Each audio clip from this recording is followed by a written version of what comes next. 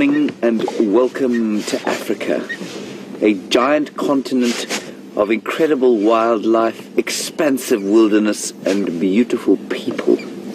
We're in a small section of it here called the Kruger National Park, and an even smaller section called Juma and Arathusa, 1,500 hectares or about 3,500 acres of magnificent low-veld wilderness. And we today are going to be driving around trying to find some form of animal life to show you the world on the internet. You are with WildEarth. My name is James. On camera we have a Wium, the wildebeest, beautiful white gloves that he is sporting today. Looks a bit like a waiter. In the control room we have Tara and Bryan. Eugene is monitoring things from the comfort of his bed, and Brent, and who's with Brent? Brent and Bryan. No, it's not. Well, Brent and Bryan, sorry, are out. I don't know what's going on. There's so many cameramen around here. Brent and Bryan are out trying to find things east of us, and we are going to go and head off to the slightly to the west, where we heard some zebra alarm calling earlier. Did have tracks of a single lioness, so we're going to see what we can find there. So, you are on a live game drive, in case you're wondering, and you've stumbled across this website and don't know how you've come to be where you are. We are very excited to have you along, especially if you're a new viewer. If you want to send us your comments or your questions, please do so at any convenience. Hashtag Safari Live on Twitter, questions at wildearth.tv on the internet. We're not currently taking phone calls. We probably won't ever take phone calls. Those are your two methods of communication, and we'd love to hear from you. Questions, comments, anything you'd like to say to us, please send them through. Right, I think without further ado, and my blethering will cease, and we will go forward and find something exciting.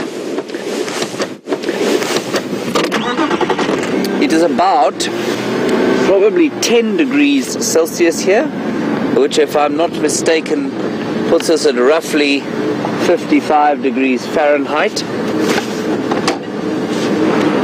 So it's not very warm, but it's not particularly cold either. And this is the first morning that I've seen here since I've been here, which is about 4 weeks, where we haven't had a nice orange sky to start on. There seems to be some kind of a front building off to the east there.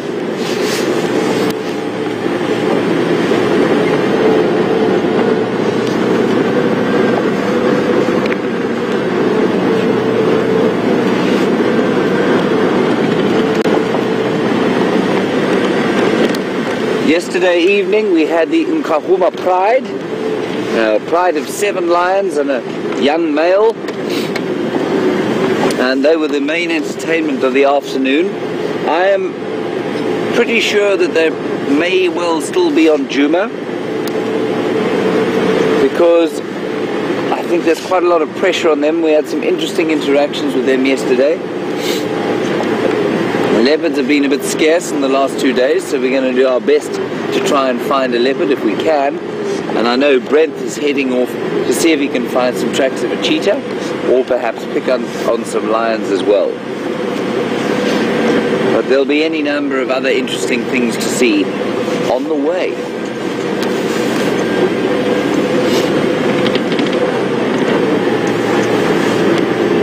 A little bit of pink there in the sky.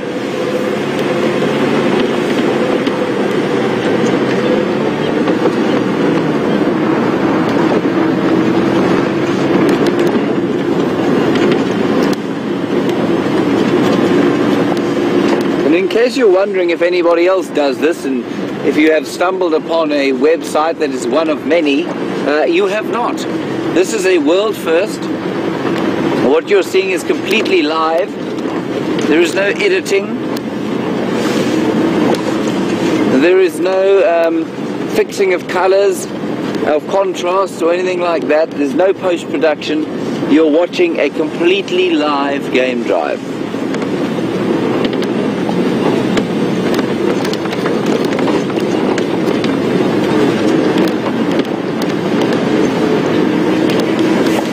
And normally we would be broadcasting astonishingly in HD, or high definition, At the moment the resolution is a little bit down because someone put a spade through our power cables, and unfortunately we have to fix those before we can go broadcast again in HD.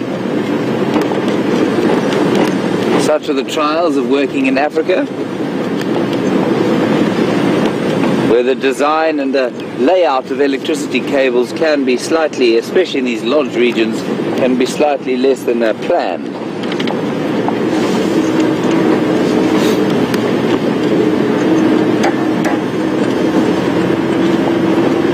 So the zebra have stopped alarm calling now, but we're going to go down towards the area where we saw them.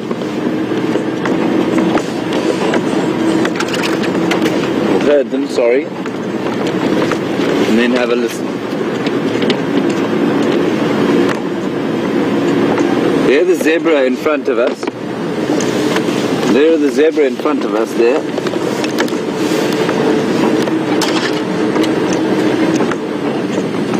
And some wildebeest. They don't look particularly panicked. So we'll just stop and have a listen and see here. Quite a nice little morning scene.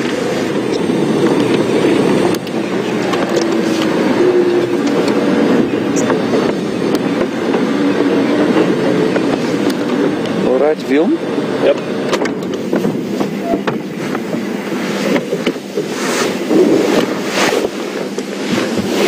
The oxpeckers, which are the little birds that eat the ticks off the animals, are already out in force, having their breakfast of blood-filled ticks and other ectoparasites.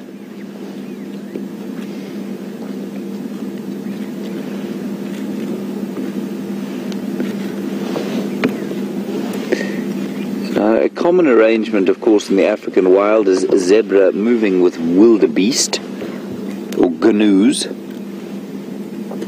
and in South Africa we don't have huge herds of them moving together, but they still like to form little agglomerations like this, which sort of helps them with safety. The more eyes they have looking about the place, the better it is for them.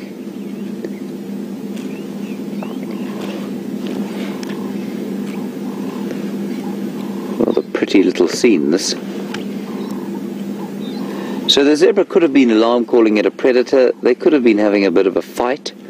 But certainly they seem to have calmed down a bit.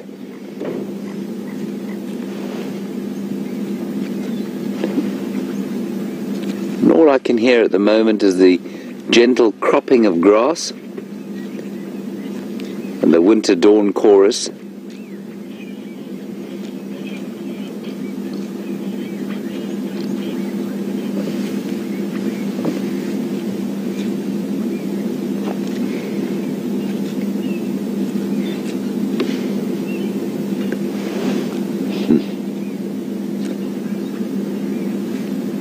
So often I hear people say,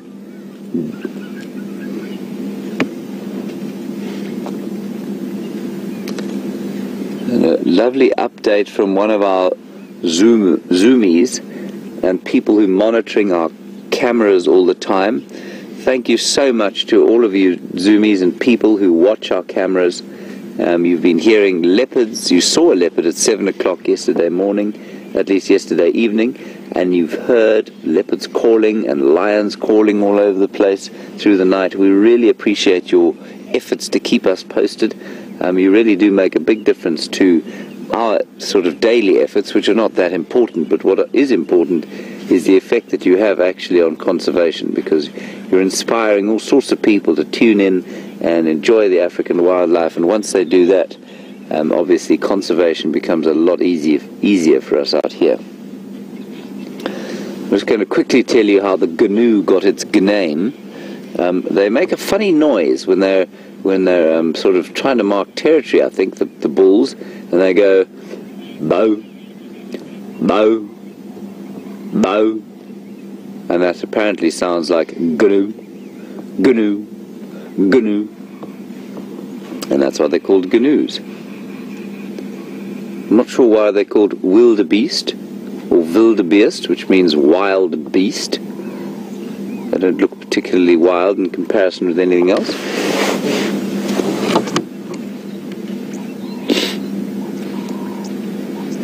Right, I think we're going to move on from these chaps. There is reports in the area now of lion tracks about, so we'll keep having a look for those. I had initially planned to come into this area to try and find some leopard tracks, but if the lions present themselves, who are we to reject them?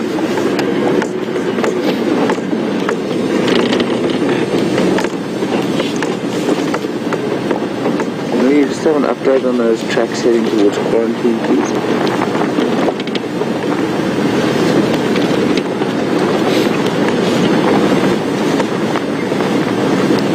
Have you got an update on those tracks heading towards quarantine?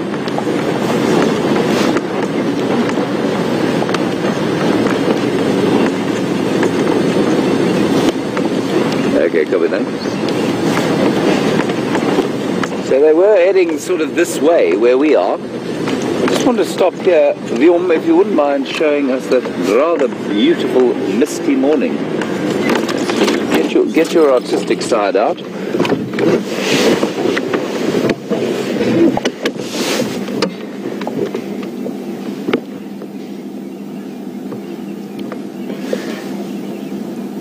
Hello, Lucy in South Bend, Indiana. You want to know, was one of those zebras pregnant? Lucy, I didn't notice specifically.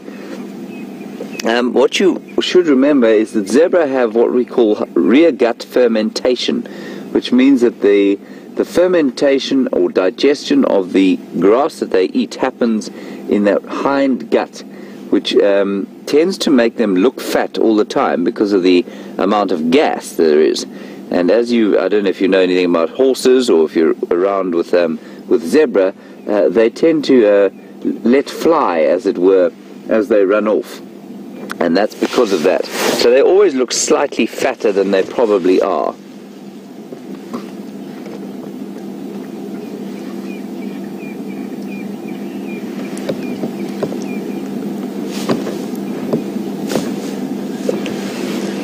Hello, Michelle in Seattle. I believe you are a new viewer. You are most welcome. And I believe you're coming to South Africa in September. Lovely time of the year. It'll be a lot warmer than it is now, certainly in this area. And you want to know...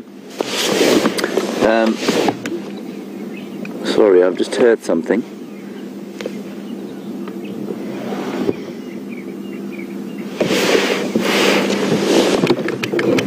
Just having a quick listen. Michelle, I will get back to you.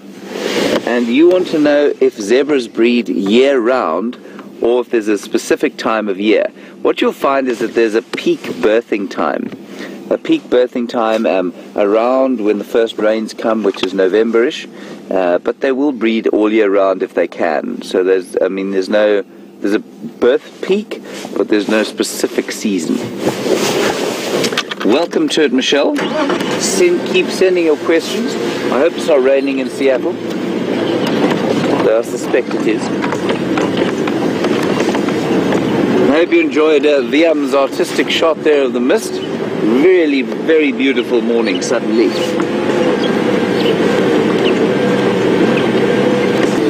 Why it was yesterday, everybody who wasn't around yesterday morning, first of all, where were you? And secondly, the Nkuhumas pride that we found was very kind of uneasy, very kind of, they looked to be sort of adrenaline charged. And Gail, what we found out was that there was a buffalo kill to the south of us, and we're pretty sure they were feeding on that kill with the two big males, the Matimba males, but they're right on the Styx Pride boundary. And what I suspect happened is that the Styx Pride probably arrived at that kill, and there was a big fight, and they ran off pretty much just before we found them. And I think that's what happened. Lion dynamics are always changing around here, and yeah, I think that's probably a territorial dispute.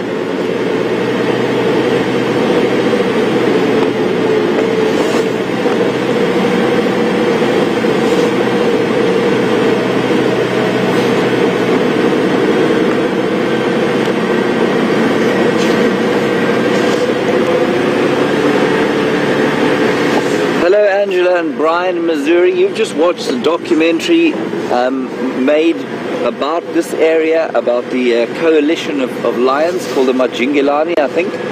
And you want to know, you saw when two male lions attacked another, one went for the groin and the other went for the neck. Well, there are probably two reasons for it. First, the most obvious, is that rather like if you're in a street fight as a human being, the groin is one of the most effective ways to go to down your opponent with one swift kick. The other is that because of the protection that the mane provides to the neck, it's the most vulnerable place on a lion is his genital region. So that will be, you know, if you can get at that with a swift bite, you can probably end the fight quite fast. I hope you enjoyed the documentary. I haven't managed to see it yet. I'm looking forward to it though. We're going to go across to Brent to see what he's on his way to find, and we will see you a little bit later in this wonderful African morning.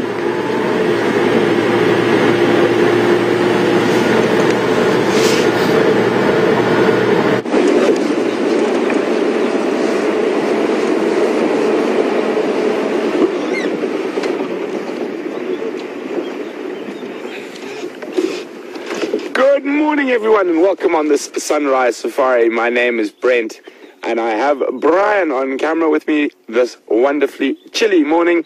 Theoretically, the end of winter for us, the solstice last night, but it really doesn't feel like it. It is quite chilly this morning, but it is moving towards the warmer days, so I'll be quite excited about that. So at the moment, we are moving around, looking for signs of anything. Quite chilly. We're hoping that in this cold period in the morning, we're going to find some tracks of some of the cats. I know James is looking for cats on the other side of the reserve, so we're going to check this side of the reserve. Welcome, if those of you are new, very warm welcome from a very cold Juma private game reserve. And if you are new, we are live, so you're seeing exactly what we see at the same time. Also, there's...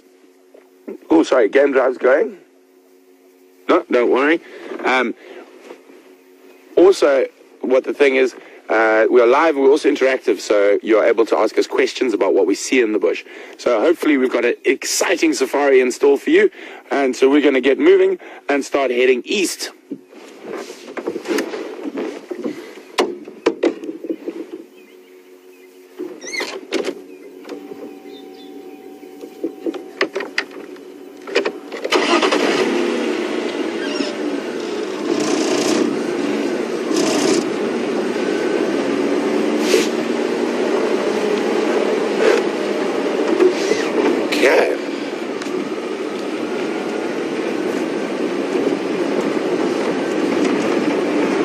I did have a report from one of the landowners that saw a leopard in this area, but very early last night. So the chances of it being around, I'm not sure whether it was a male or a female. And then I know you guys saw a leopard on the Juma cam at about 7:30 last night. So thanks to all the zoomies who were watching that.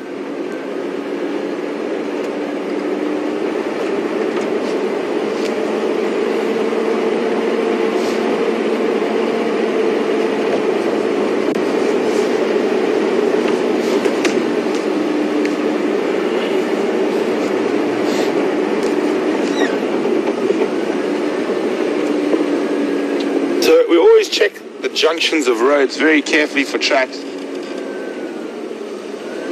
A lot of the animals like to use the roads as thoroughfare, particularly the cats. It's like a nice big animal path for them. And the way the road networks are generally designed in reserves is that they are built on old big elephant paths and buffalo paths.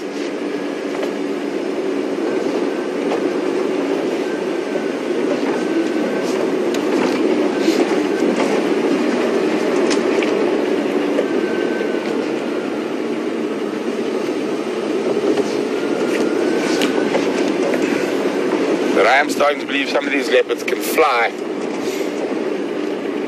Managed to cross a road without leaving a single sign.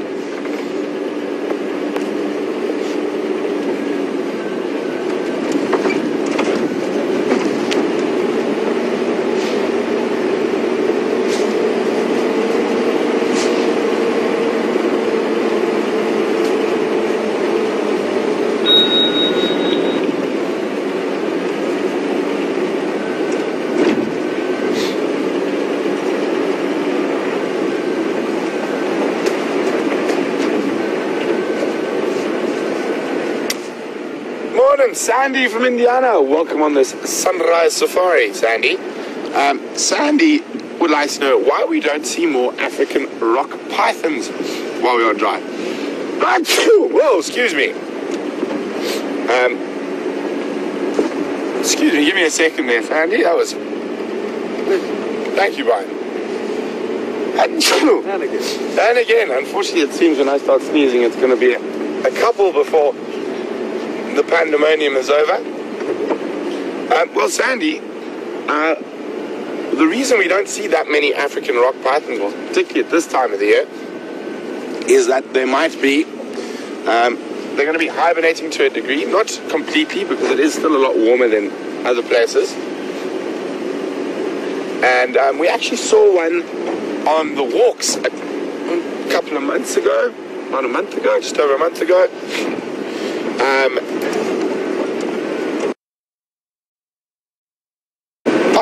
And it's very, very interesting because an apex predator like that is quite difficult. And being such a big and powerful snake, they are not that many of them, obviously, because there'd be a lot of competition. Also, when they're born and they're quite small, there's a serious amount of predation that happens on snakes like that. You've got birds, leopards. I've seen leopard eat quite a few python. Even one that was so big the leopard couldn't drag it into the tree. So very, very interesting. But the main reason is they don't live in dense numbers, so there'll be one here. And they're also quite shy and secretive. And if they're on the ground, they'll pick up from the vibrations of the vehicle and they'll try and move away from us, because most snakes try to avoid us. So, very interesting. Thanks very much for that, Sandy.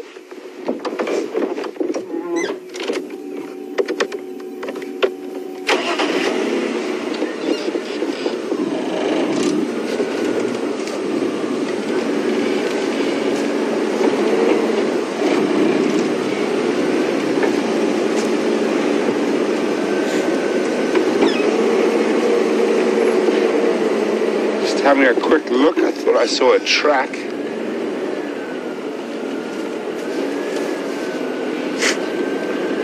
So there is a leopard track going in the opposite direction.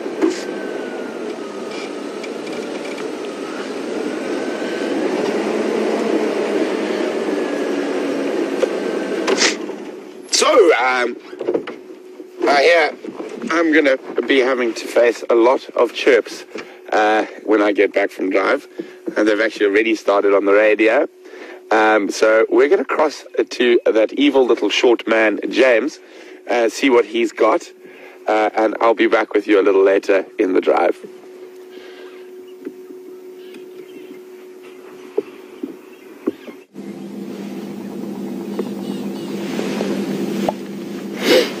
Hello everybody, well, we have good news. There, bottom of screen, you can see a lioness of the infamous Nkuhumas pride.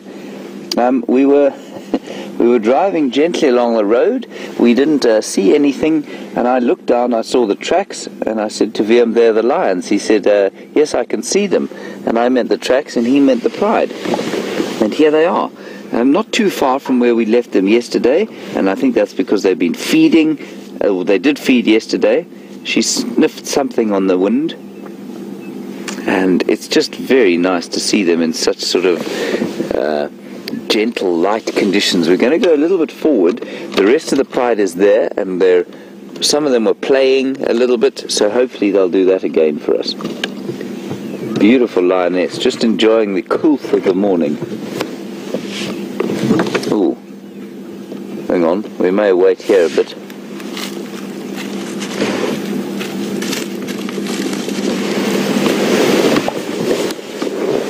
It's the same orange-eyed lioness we saw yesterday.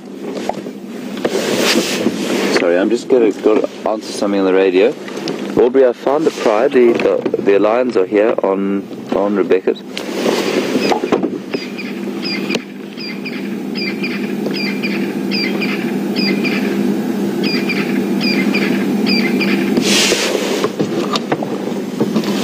Beautiful. Now just look how wonderfully camouflaged she is there. I'm not sure what she's looking for. She's seen something. So the meal they had yesterday was quite big.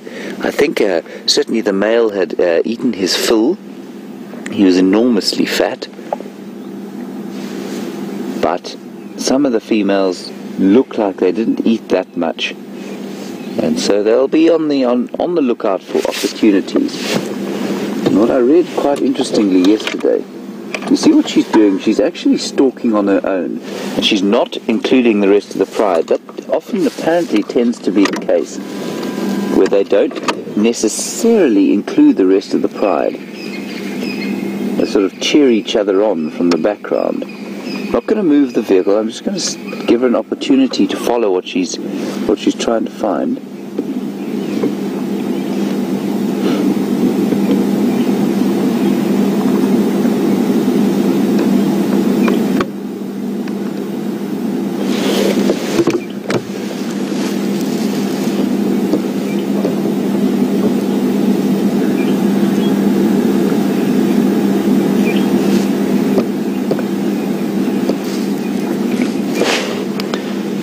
Just sitting watching that lioness and just giving her the opportunity to check what she's checking. Sid, you want to know, from Chicago, you want to know, how did I feel yesterday when she was standing just 3 feet from the door looking into my eyes? Was I afraid? Sid, there was definitely an element of fear. It's a very sort of it's a feeling of being very alive when a lion like that looks you in the eye. And yeah, there's an element of fear, sure. I thought it was highly unlikely that she was going to do anything untoward, given that she was full. And I think the only reason that she did even look towards us was because she was excited by the fight that they'd just had. Otherwise, she'd have ignored me completely. But yes, it absolutely a little charge of adrenaline going through the body. Now imagine you were walking along the road, you'd see nothing there.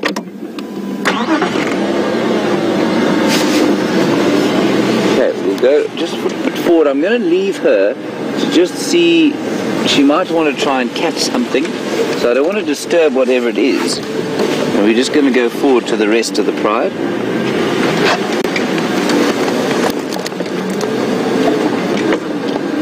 She's still there.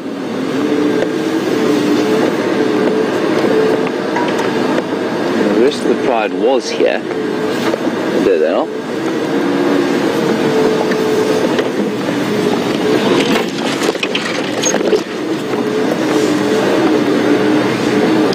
Stations. These animals are now just to the north of Rebecca's Road. Best approach to come to Philemon's Dip junction, Philemon's cut line along Rebecca's Road, and you will get us just off road there.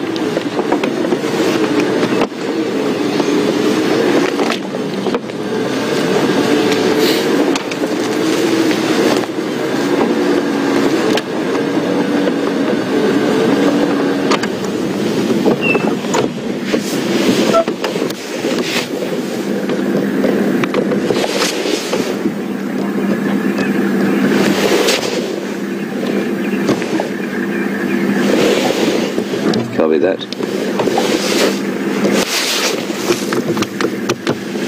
Sorry, Betsy and Bugsy, you've asked what they were eating and what they, when they will next eat. Basically, what happened yesterday was that they killed, I think they helped to kill a big buffalo. And that buffalo, oh look at that, isn't that sweet? That's what we heard. We heard it bellowing in the night time, and they would have fed on it all night, I think. You can see from some of them that they're not that full, especially this little one walking past us that Wium will get, just walking into picture now. See, they're not that full. So I think that they fed on whatever it was. I'm thinking it was a buffalo. In fact, I know it was a buffalo. They fed for a while. They were chased off by the males. Well, certainly they fought with the males, and then they fought with the other pride. So they didn't eat their fill. The big male ate, just stand by one please, the big male then ate, oh that's spectacular. spectacular. They want to keep their jaws off the wet grass. So the other pride would have chased them off, and so they wouldn't have eaten their fill. So Betsy, the next time they eat will basically be as soon as they can, but it's impossible to say definitively when that will be. Sorry, go ahead, Johan.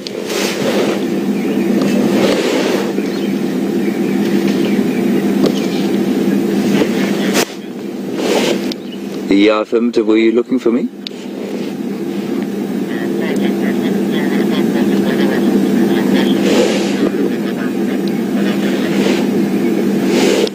Nice open area, 2 stations here, so you're welcome to pull in. Rebecca's Road, best approach to come from Junction, Philemon's Dip, Philemon's Cut Line, down that section of Rebecca's Road. I think we're about probably 400 or 500 meters along that road.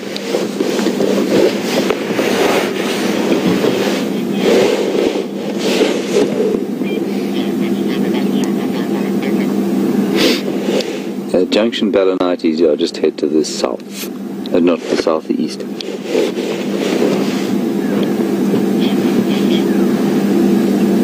So everybody who is perhaps a little confused as to why I'm yakking into a radio, there are lots of people out this morning, and some of them are guests like you, except they're actually here as opposed to on the internet, and it's always useful. We stay in radio contact so that we can help each other, and this morning it obviously feels great because we found the lions, but sometimes we have to go and join other sightings which are found by other rangers, and that's always quite useful too.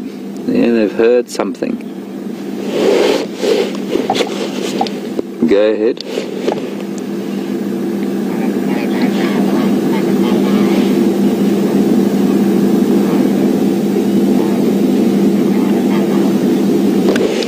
Okay, copy that.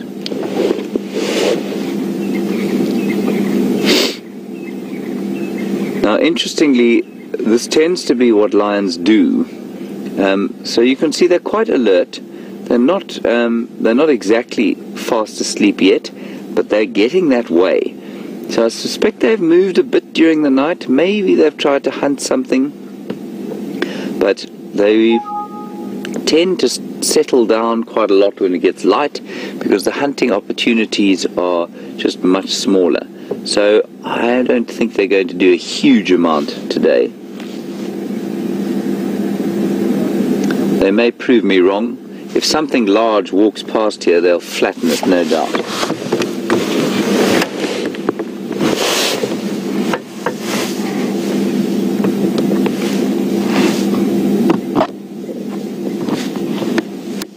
Hello, Liz and Tula.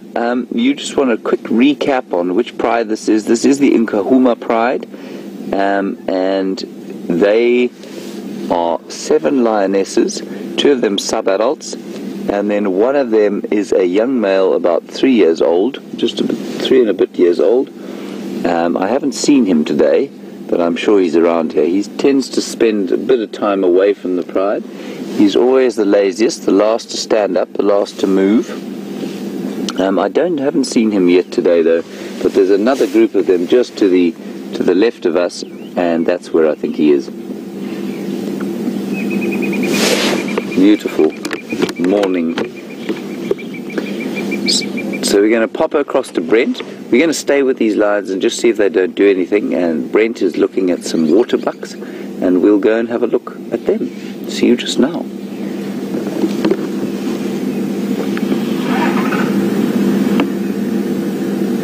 We need to bring this up.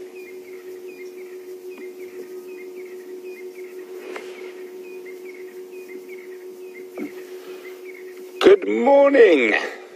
Welcome back. And as you are all well aware by now, James has found some lions, and we have found some waterbuck.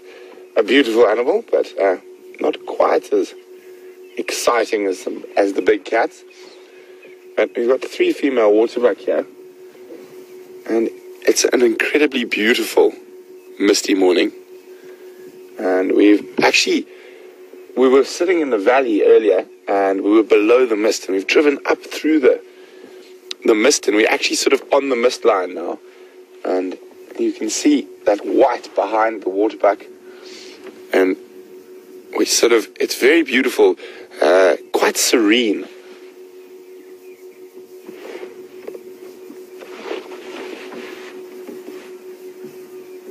We're also always good to stop and listen. And that's why we stop so often, even for the smallest things. It's not only to have a look at the beautiful animals that are here, it's also to listen for potential alarm calls that might lead us on to something else.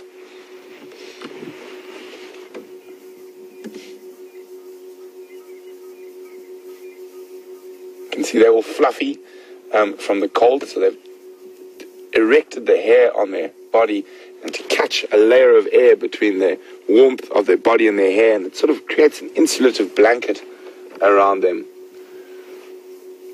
But they seem quite alert. See, the one keeps staring behind us. I can't see anything there.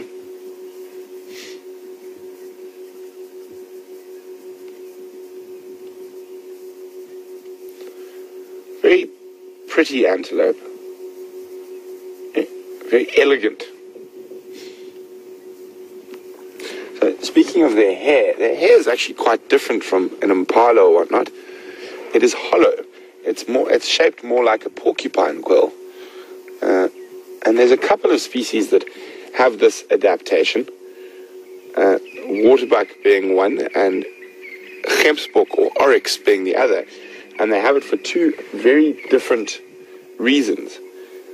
So a waterbuck, along with that oily gland on their neck, helps to sort of almost create a sort of slightly waterproof covering over them.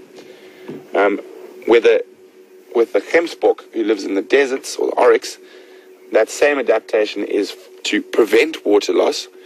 And so they obviously spend time in an area where there's very little water, and they can go days and days and days without having a drink, and they get a lot of their moisture from little bits of dew and whatnot on plants. So that hollow fiber there is to actually help regulate water loss, so they don't have another section that goes and takes on water. So very interesting how the very similar structure of the hair is very different in different species that live in different areas. I'm just going to have to wipe the lens quick. Sorry guys, since we are sitting in this mist, Bryan's going to have to wipe the lens quickly.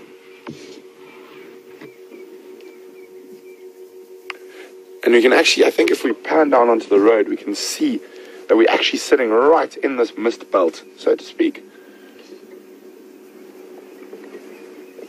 You can see the mist. It's almost just sitting at our level at the moment. So incredibly beautiful, but incredibly challenging for our cameraman.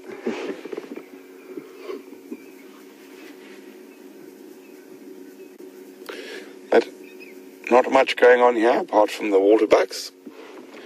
And you can see that low-lying mist just above the road at perfect camera height.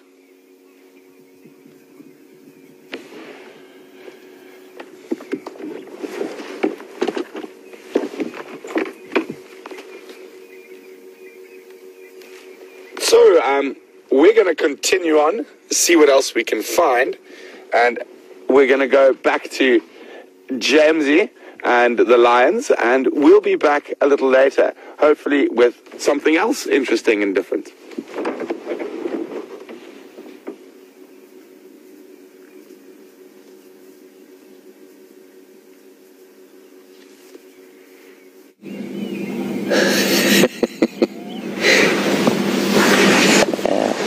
Hello everybody, welcome back to Wendy and the Nkuhumas Pride. They are doing precisely what I said they were going to do, which is not because I am some sort of psychic. It's because this is predictably what lions like to do. When you sleep for 20 hours of every 24, it's not difficult to tell what the general program of the day is going to be, especially as you can just see the first rays of the sun starting to catch them, which is making their coats shine a rather spectacular golden color. We probably won't spend too much longer with them, because I think this is what they're going to do, and we spent a good deal of time with them yesterday. But we'll just see for the next few minutes if they don't get up and do something spectacular. Otherwise, we'll probably move out fairly soon. Junior is here, apparently. We haven't seen him. He's in some thick bush just off to the left there, with not a very good view, so I'm not going to bash in there and disturb him. But all the Pride members are present and accounted for.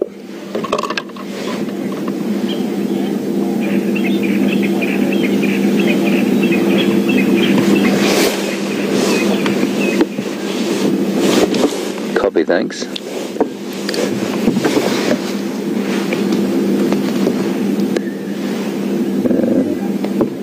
As you can see, they are in no hurry on a Monday morning. Monday morning for them is not a time of great rushing and heading off to do anything particularly constructive.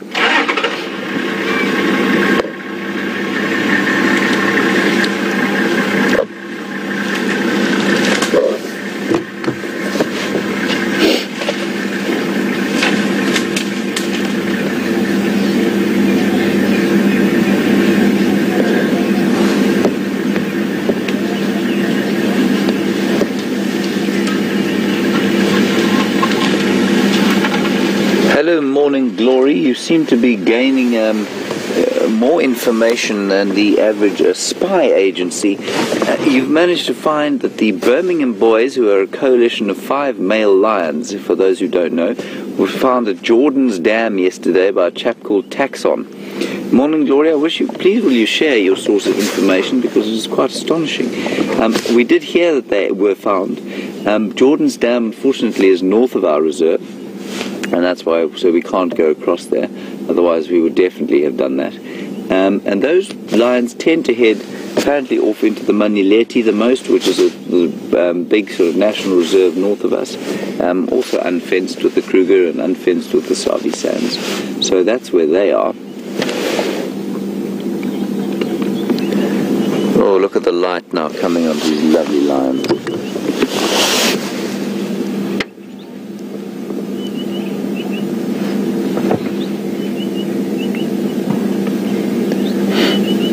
Hello, Gillian, Wisconsin. Lovely question. How do lions manage to maintain such a muscular body when they lie around so much? They don't tend to spend a huge amount of time in the gymnasium. Gilly, there are 2 answers to that. The first is that it's genetic, so they're genetically prone to muscle. There's a line coming from to the left there, Wium. Just over there. And Gilly, so that's the one reason. So it's just like some people are built naturally bigger and naturally more muscular than others. It's a very similar sort of situation where they're genetically prone to it. And then the other reason is that they eat a diet of pure protein, and the exercise that they do with each other is normally quite physical, and so that does help to sort of maintain the muscle. But it's largely because that they're genetically designed to be large, muscular. They don't, of course, eat anything in the way of takeaways. Pure organic savanna African animals, so they don't struggle with weight and maintaining the condition of their bodies like those of us who are sedentary in the cities do. Some nice fighting going on there. You can just see in the background. So that will also help to maintain a bit of muscle mass, but they don't do a huge amount of that. Then, I mean, the major physical strains, Gilly, of a lion's life are the hunt and the territorial marking. And some nights they'll move a big distance, I mean, if they're awake for 4 hours and they're marking territory and they're on the hunt, they'll move substantial distances, up to 25 kilometers sometimes. So that also helps to keep them in trim and in shape. An injury, Wium, or was that just a shadow? It's a leaf. Oh.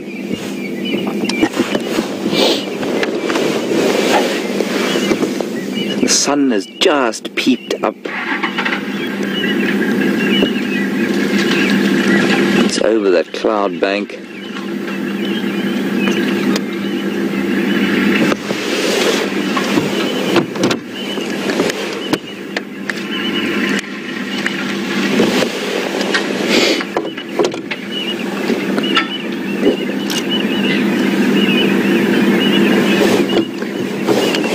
Channel.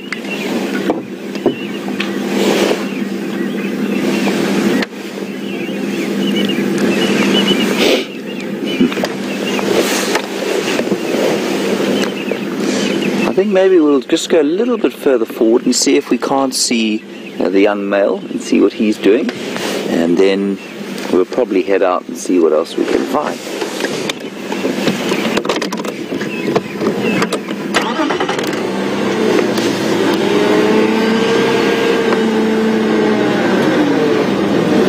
Peaceful little scene we have going here.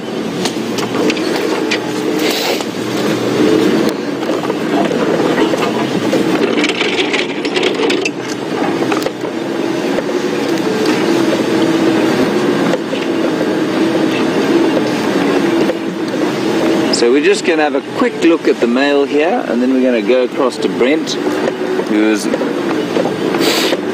I think on a high point looking across at some beautiful low-felt vistas. Here's the young chap in front of us. There he is. There's always great concern for poor old Junior on the Twitterverse, so to allay any fears you might have, or Monday morning blues and worries that you might have that Junior has come to some harm, rest assured he is there, away from the pride, which will happen more and more as he gets older and his testosterone levels start to grow. And there he is, staring into the rising sun, which is precisely what Brent is doing. And we're going to cross across to him, and we'll see you just now.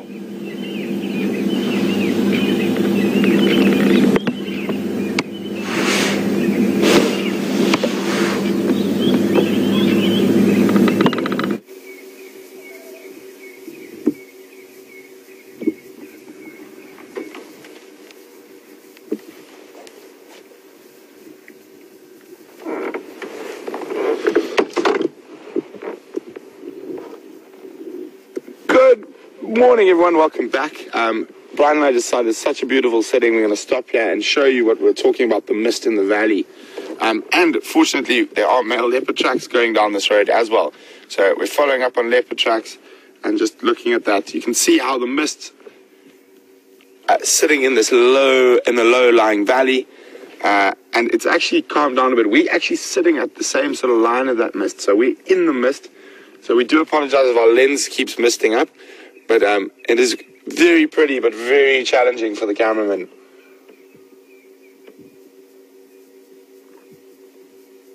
Absolutely stunning.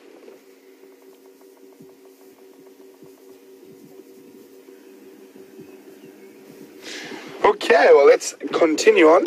Hopefully we have some luck with these leopard tracks.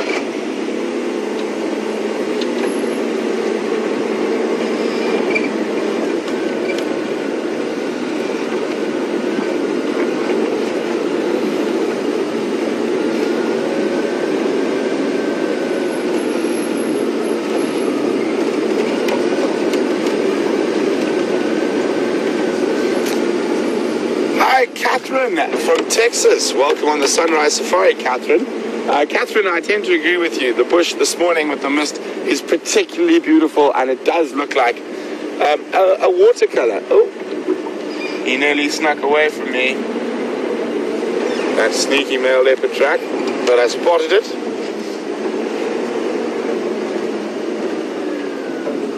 I would show you guys, but it is quite difficult to see because it's on and in between grass. Now, did he change his mind again?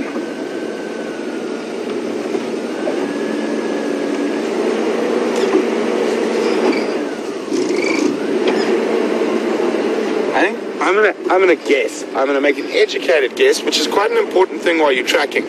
So I think these tracks are from quite early last night, and if we had to follow them every track, I'm going to try and guess where I think they're going to come out, and if not, then move my way back from there.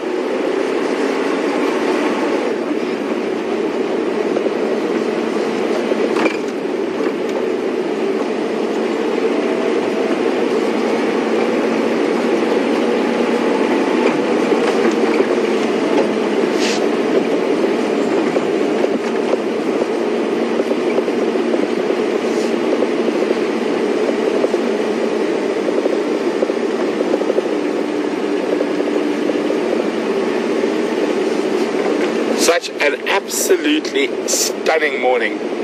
So guys, if you remember, you can send us questions, and you can do that by emailing us at questions@wildearth.tv, or you can use the hashtag SafariLive on Twitter.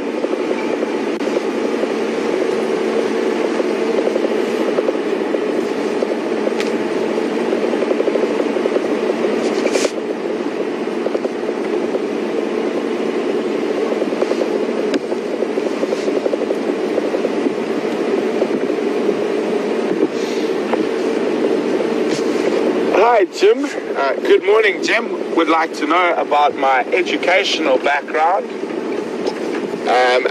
Jim, my educational background is a bit checkered, I'm afraid. I finished high school, and then I attempted to go to university, and I studied law for about 6 months, and that was about the end of my tertiary education. And I ran off back to the bush.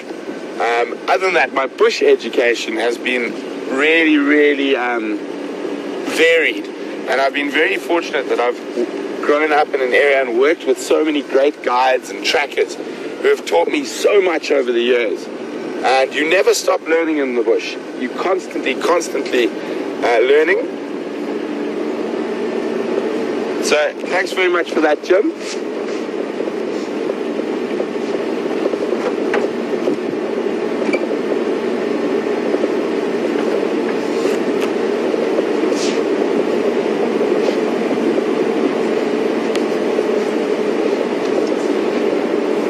Driving along these seep-lined grasslands, so this patch of grass between the thicker bush, and always a good place to look for animals, because it attracts a lot of your grazing species, therefore attracts quite a lot of the predators.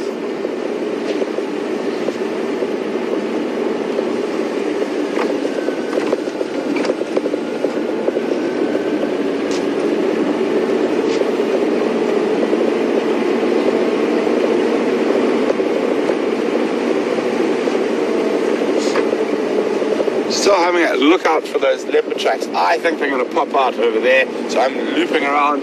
As I said, I think those tracks are from early this morning, early last night, and are not possibly the freshest.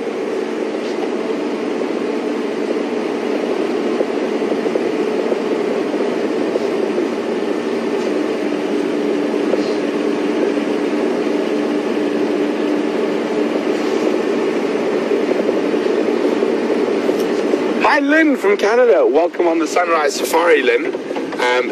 Lynn would like to know whether I've ever seen the Northern Lights, because she does love these African skies at Juma so much.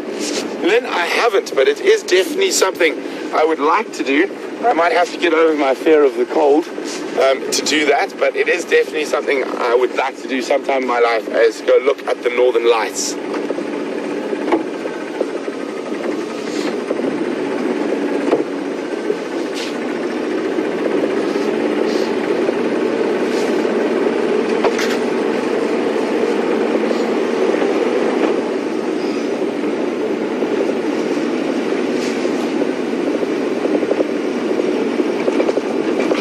Gwendolyn from Southern California.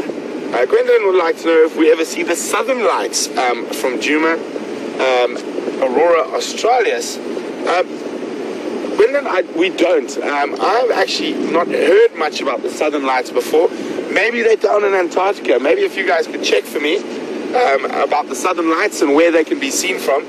And you can send those answers to questions at wildearth.tv, or use the hashtag Safari Live if you're on Twitter.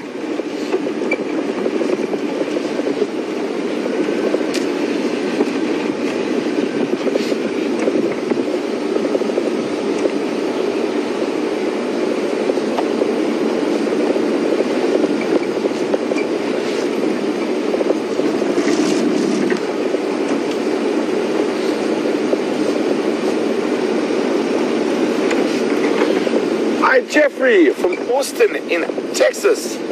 Jeffrey would like to know if there are any plants that produce fruits or vegetables during the winter months. Jeffrey, there are a few. None of them are particularly nice to eat though, I'm afraid, but are very important for the animals. And specifically later on in the winter season, right before the first rains, your grivia or raisin bushes, I'll try to find one while we drive, will produce some very small, actually quite sweet fruit that is sought after by a lot of animals and birds. Unfortunately, it isn't the tastiest. It isn't the most fleshy. Very tiny, mostly seed and a tiny bit of flesh. But baboons, monkeys, birds go absolutely wild for it. And I know traditionally in Zambia, they make quite a potent liquor out of it as well. And that's the only one I can think of offhand at the moment. That'll only be towards October, towards the end of the dry season. So not the true sort of winter months, the cold months. But I might be wrong, there might be a few or one I've forgotten.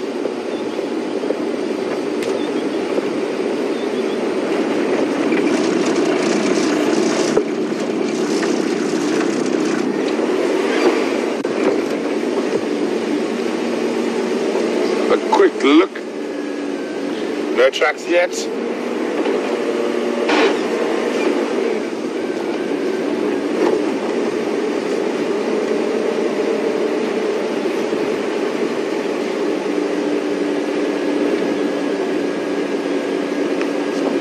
Morning, Lori from Wisconsin Rapids. Welcome on the Sunrise Safari. Great to have you on the back of the vehicle with us. Laurie would like to know whether this mist is a help or a hindrance to the predators. Well, I think it probably doesn't make too much difference. The only one thing about mist, and when it's quite moist like this, so there's a lot of moisture on the grass and that, is that predators, when they're not hunting, will tend to walk more down the road, so it does make them a little bit easier to find. But I don't think it's either a help or a hindrance to the predators when it comes to hunting. I think it's just there. As I said a little bit earlier, last night was our winter solstice, and the shortest day of the year yesterday. So today the days are getting longer, and we're heading towards summer. So very, very different from you guys up in the northern hemisphere, where it's the opposite. Your days are going to start getting shorter, and it's going to start getting colder. And we don't get incredibly cold here, as you can see, although I seem to think we do. And Bryan, yes, we, as you can see, gloves, beanies, scarves. But then again, we are very used to warm weather. Good morning. Don't fly away. Come back. Come back. Come back. Don't come back. Sorry, there was a white crown shrike that stopped on the road, but he didn't stay for too long.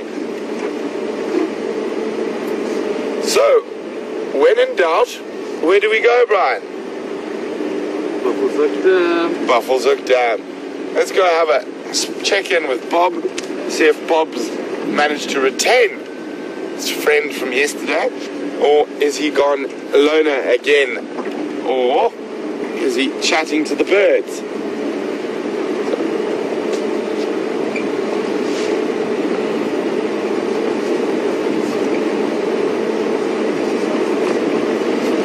Approaching the waterhole now, we're just above it. Always a good place to look for tracks. And also keep your eyes open, guys. You never know what's going to be around the next corner.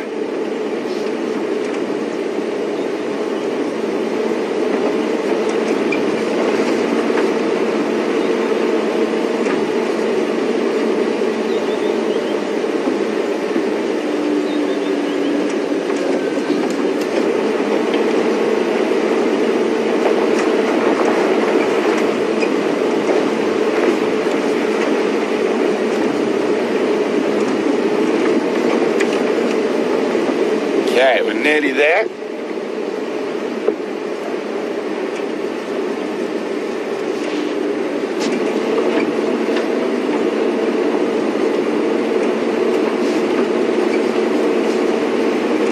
Hopefully something exciting is waiting for us.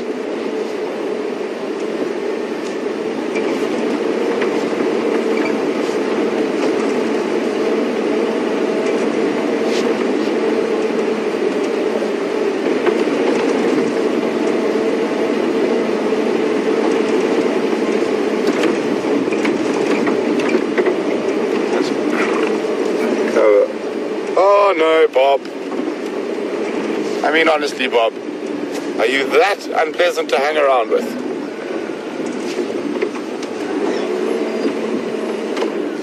So it looks like poor Bob is flying solo again. Unfortunately for him.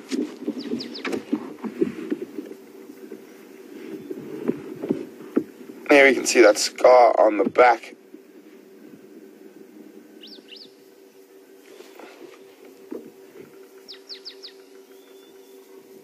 I'm going to keep quiet for a few seconds and just listen to see if we can hear any other animals in the vicinity.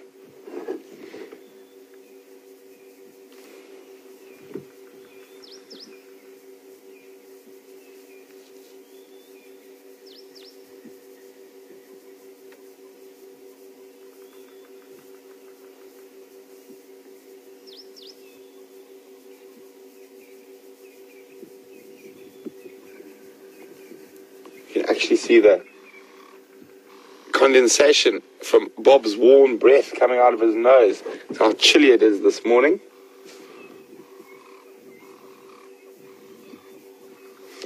There's a white-crested cormorant on the other bank. And he's still thinking about fishing. It's too cold.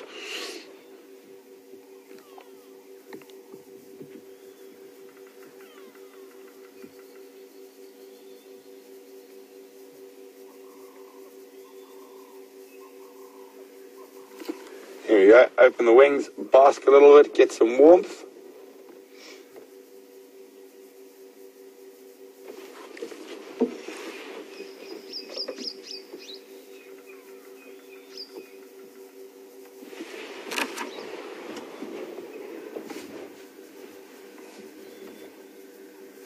Such a pretty and serene morning here at Buffelshoek.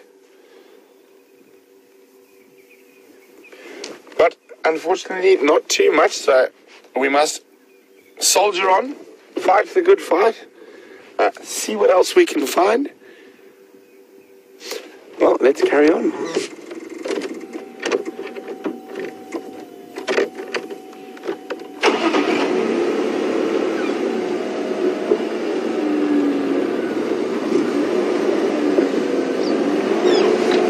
So I apologize, we're going to go through a dip.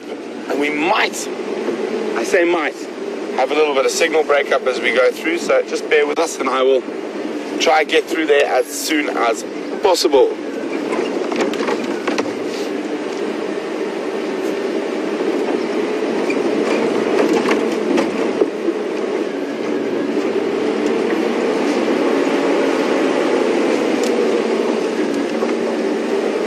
So we're approaching the dip.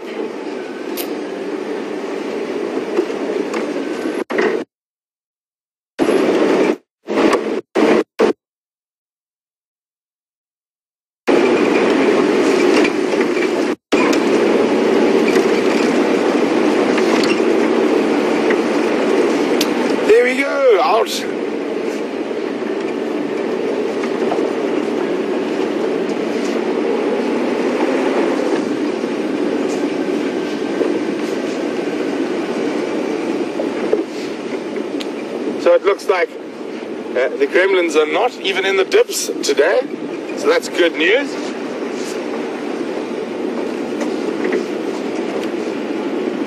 So we're going to head back up to the northern boundary, and my plan is from here.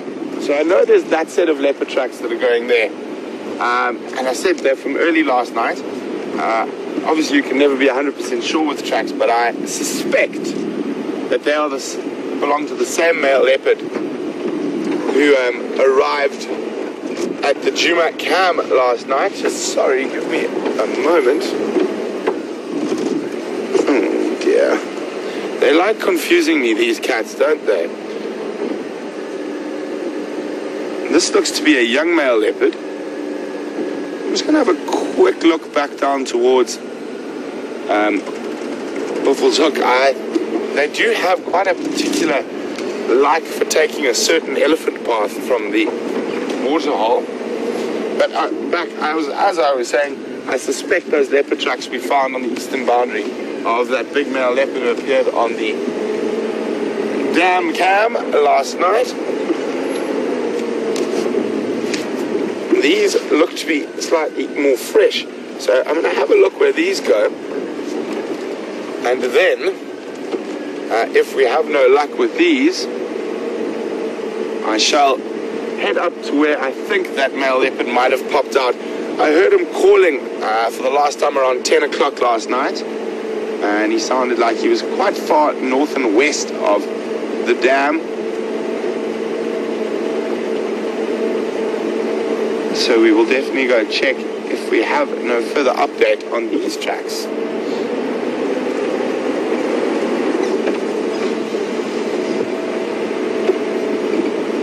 Wonder which leopard this could be.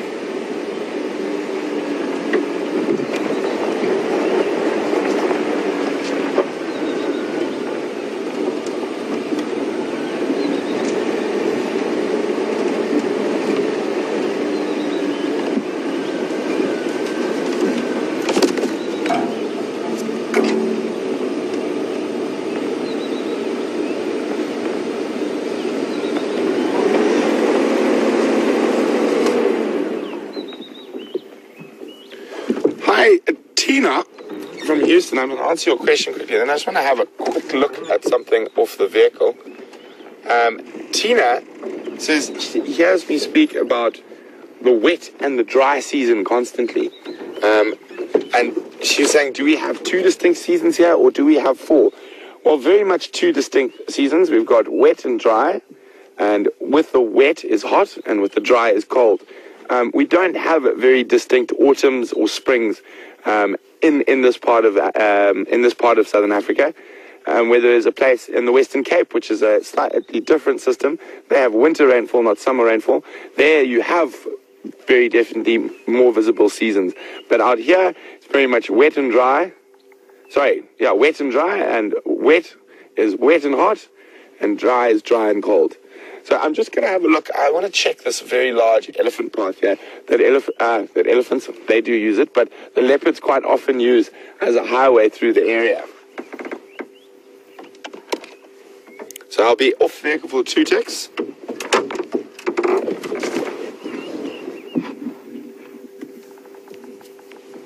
So while I decided to go try find out what happened and where this cat went, we're going to cross across to James and see what he's been up to. Hopefully I can find a cat before the end of drive. Otherwise, like I am when it happens to me, James shall too be insufferable.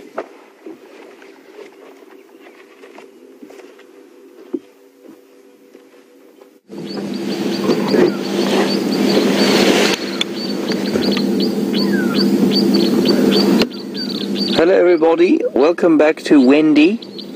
You find us at Treehouse Waterhole. We have left the lions where they were reclining gently in the morning sun, disappearing into the grass. We found some leopard tracks pretty close to here, and so that's what we're going to try and follow in the next little while and see what we can come up with. There is a bird going absolutely ballistic just near here, and I'm not sure what it is. You can hear it calling now.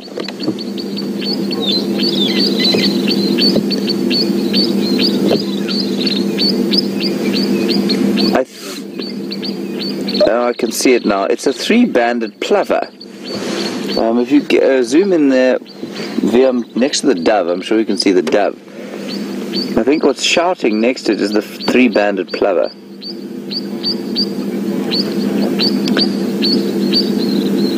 Very angry about something, but I can't imagine what. I've never heard them do that before.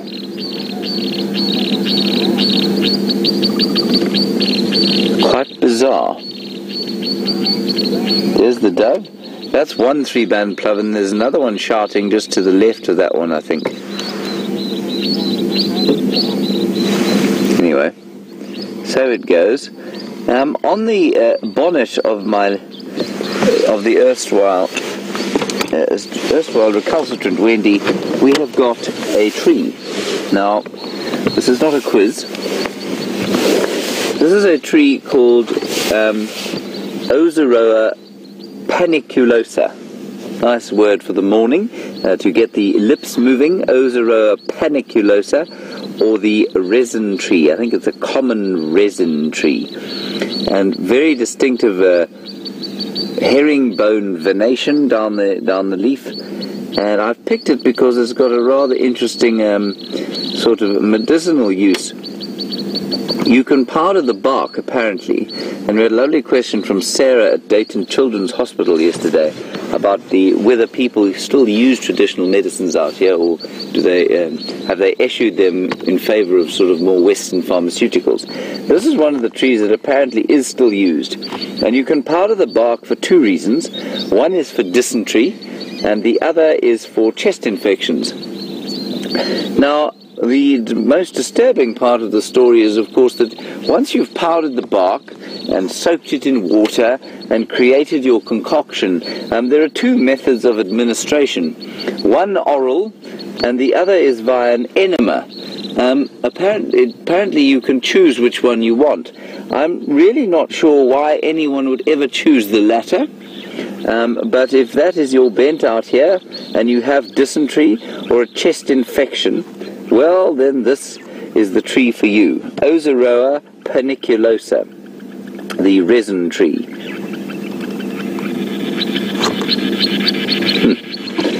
Right, we'll press on. I'm just going to taste a bit of the bark. Or am I? No, I'm not. It's a bit of latex there, which can often be quite toxic, so I'm not going to have a taste of it. I don't have dysentery or a chest infection at this stage, so I think we won't take any of that. Right, so we're going to carry on down here and see if we can find those leopard tracks again, and perhaps come up with a leopard.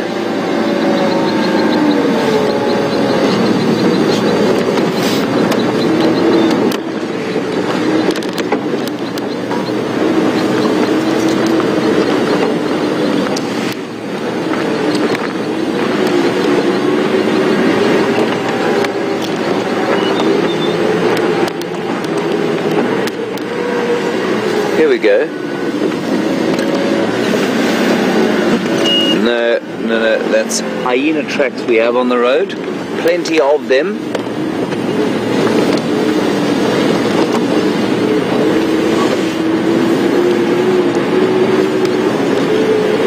Right, I think we're going to head along just off to the east here, west, sorry, and the leopard doesn't come out on this road.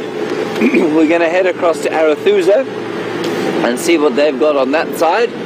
For those of you who don't know, we're operating on two reserves. One is 900 hectares, and that's Juma. And Juma is the Shangaan word for the sort of contact call that a lion makes. And we heard that fried yesterday doing exactly that sort of woo, woo, woo call.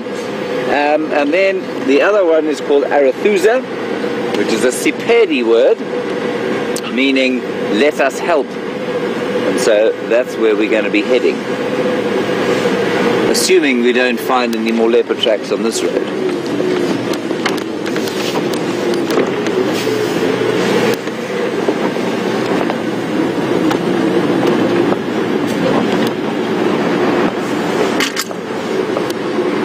Just knocked the aerial there on poor old Wendy.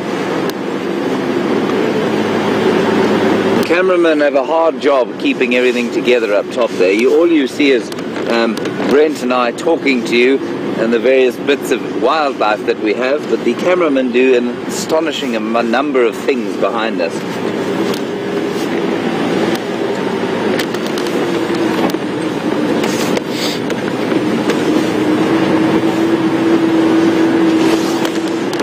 hello Claire in New York. Thank you for your question. You want to know, are there any poisonous insects in the area that could kill people? Claire, there are not. There are the odd insects that will do some damage to you. I was set upon by a hornet's nest the other day, which felt like it left me feeling as if I'd bathed my head in acid. But that certainly didn't result in any death. Mosquitoes are obviously pretty dangerous if you are unaware of malaria, and not that it's a major issue in this particular area. And then, of course, possibly one of the most dangerous things out here for some people is the simple honeybee, who is a fairly docile thing until riled, and then can be fairly nasty. And if you're allergic to a honeybee's sting, that's pretty deadly. But other than that, no, there are no deadly insects out here.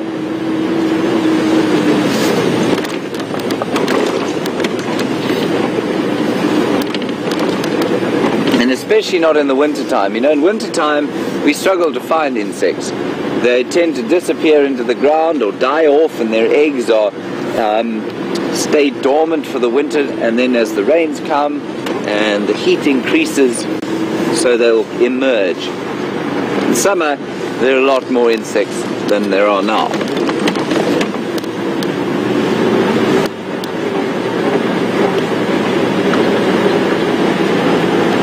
I suppose the other deadly sort of an insect is a dung beetle in the night. And I remember driving along one morning. Very interesting. Sorry, Wium, your pan onto that tree has alerted me to something. Well, first of all, there's a woodpecker there, so let's see if we can get the woodpecker. On the far right-hand side of the marula tree that's there. Have you got him? Her, sorry. That is a cardinal woodpecker,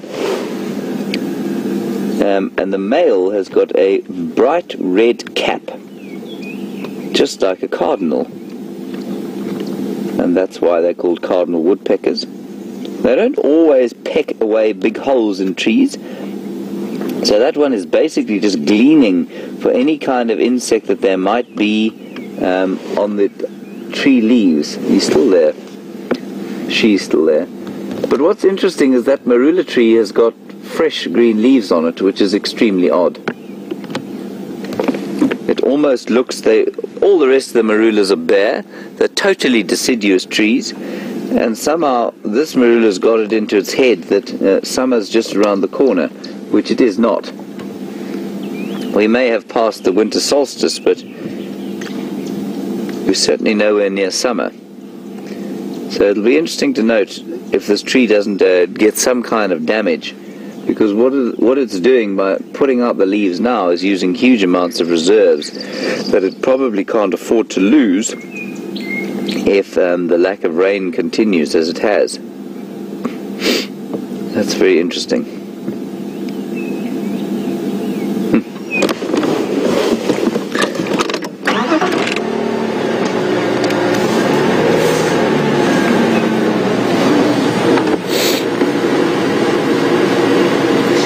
So you want to know if we get wood roaches here? I actually don't know what a wood roach is.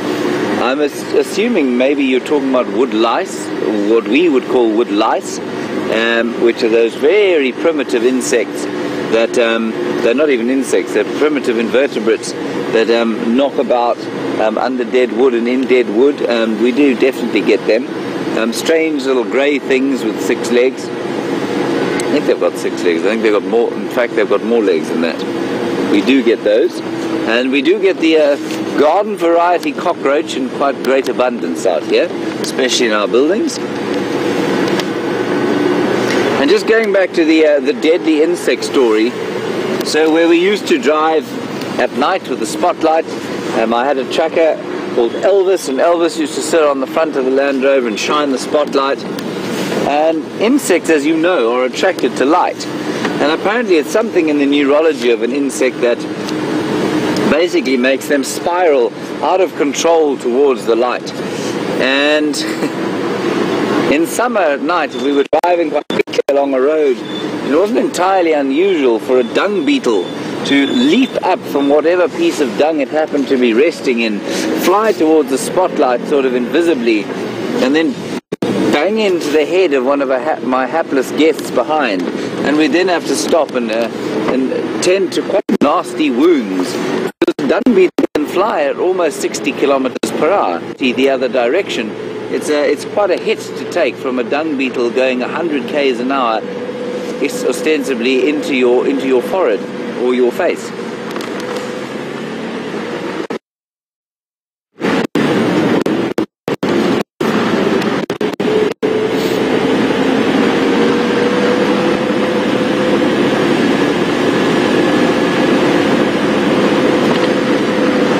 Hello, John Boy. We do get widow spiders.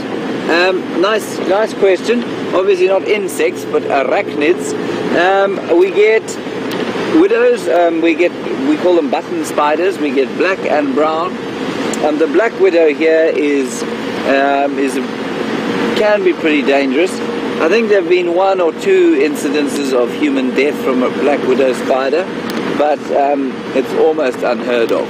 They're pretty easy to treat if you know you've been bitten, and they're not very common. It's quite difficult to be bitten by one, I think.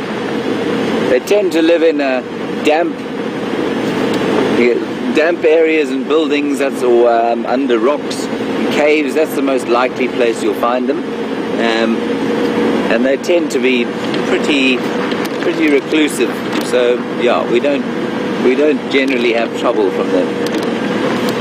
Not many very dangerous spiders. We get the odd spider that'll make a pussy welt on you, which is pretty unpleasant. And if you get bitten by a violin spider, you can have some quite nasty necrosis of the bite site, but nothing that's particularly devastating.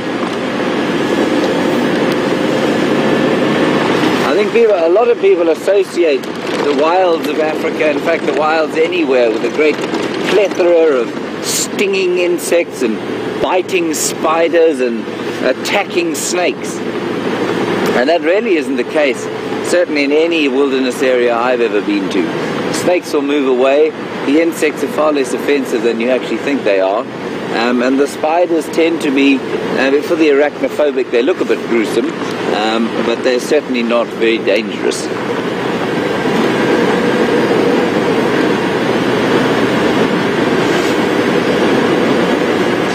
So we're on the very southern boundary now, and we're heading due west towards the Drakensberg Mountains, which we won't reach, hopefully. If we do, then we've got very lost. And we're going to head across into Arathusa. Now, the prettiest insects we get, of course, in the summertime are the fireflies. And I've spent many pleasurable evenings driving along the banks of the Sand River, which is just down from here, and watching the fireflies flitting amongst the reeds. And that's a really special summer thing to do, especially if you are trying to woo a young lady. Fireflies tend to create an atmosphere of ultimate romance.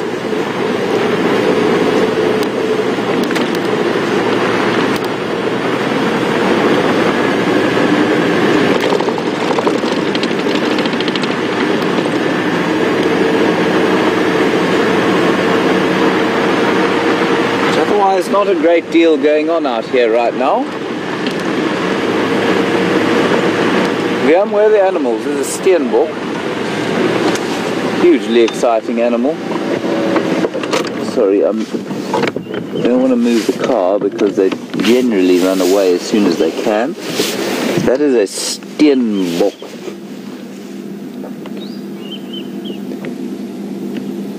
He's just spotted us. Oh, he's decided we're not too much of a threat. They normally stand for a while, decide that they've been spotted, and then hare off. It's an astonishing speed. Look how big his ears are. That's really important if you happen to be out here trying to avoid predators. And if you're short, like that steenbok is, then you need to have ears that can hear, because often the vegetation is too tall for you to see over.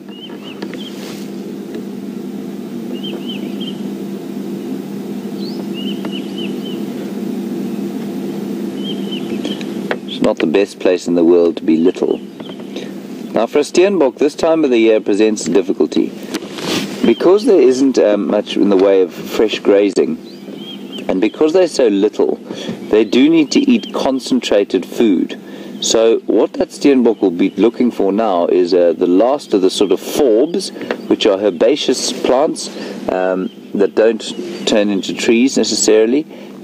Quite aromatic. They'll have all sorts of different kinds of nutrients in them that other animals perhaps can't eat. They'll look for pods that have escaped notice during the summer, and they'll also look for things like rhizomes, which are the sort of nutrient-rich bases of grass, some grass plants. So they'll pull them out and try and eat those.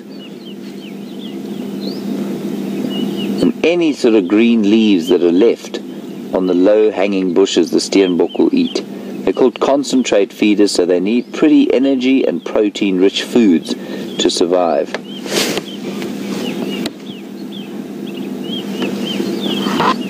This one is particularly confiding. They often are not. Alright. That was a steenbok south of the boundary. Highly illegal for us to even look at it, I'm sure. It's not really.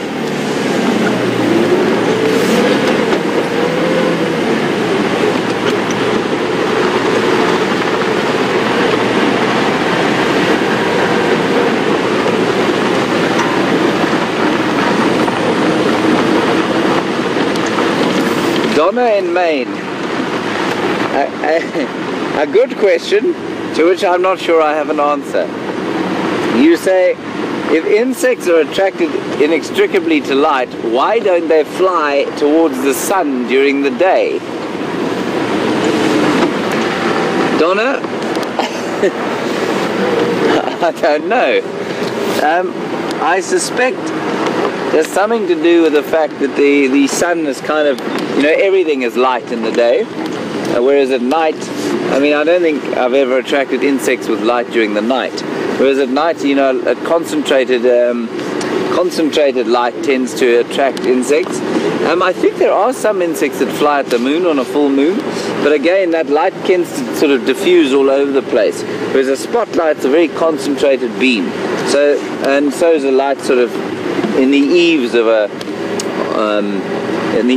building outside. So that's going to be my guess, Donna, but a very lovely question. And if you are unsatisfied with my answer, I'm slightly unsatisfied with it myself. Please go and have a look, see if you can't find some interesting information or reliable source that might explain that.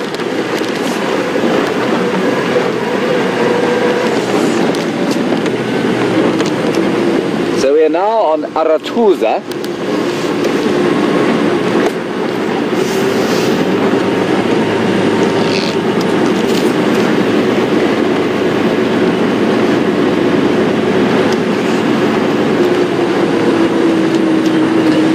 Apparently you've all spotted a whole lot of lions on the Nkoro camera. Nkoro, thank you very much. Like I say, we deeply appreciate the effort that so many of you put into monitoring those cameras and indeed controlling them for some of you.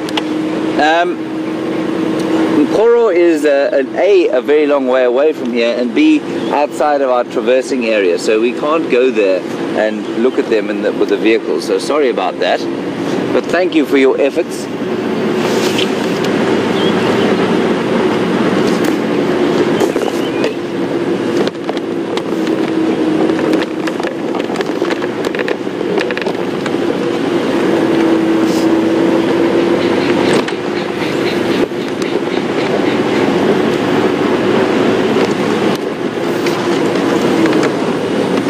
Hello, Marcus in Germany. I hope you are having a marvelous morning.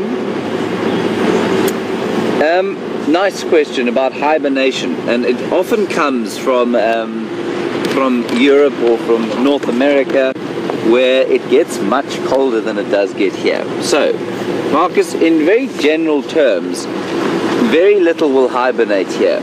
The snakes do go into sort of temporary states of hibernation, where it gets too cold for them to knock about, so they'll go and they'll hide for a while. But you see more snake tracks on the road in winter than you do in summer. And that's because their hibernation is temporary. They'll come out and spend time warming in the sun when the sun's out, like it is starting to come out now, and then they'll go back into their little burrows or tree holes or wherever it is they're hiding from the winter. Frogs, a similar sort of situation, and terrapins, which are freshwater turtles, basically also same situation. But what they do is something called estivation. Now, estivation is a similar kind of physiological state that occurs as hibernation. So the physiology slows down a lot. Animals allow their body temperatures to drop, and they don't need as much food. They don't need as much to keep going. I mean, if you're an amphibian or a reptile, you obviously can't control your body temperature but to move into the sun. But they allow themselves to slow right down. They don't eat as much. The main limiting factor, though, estivation is this kind of torpor, if you like, that is caused by a lack of water, not the temperature. So winter here is very dry.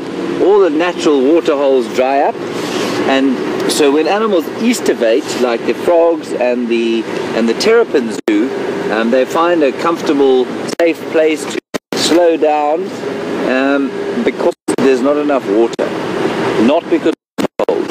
Remember, it doesn't get cold enough here for any of the animals to seriously need to worry about that sort of stuff, especially none of the mammals. None of the mammals hibernate or estivate at all. Nice question. Thank you, Marcus.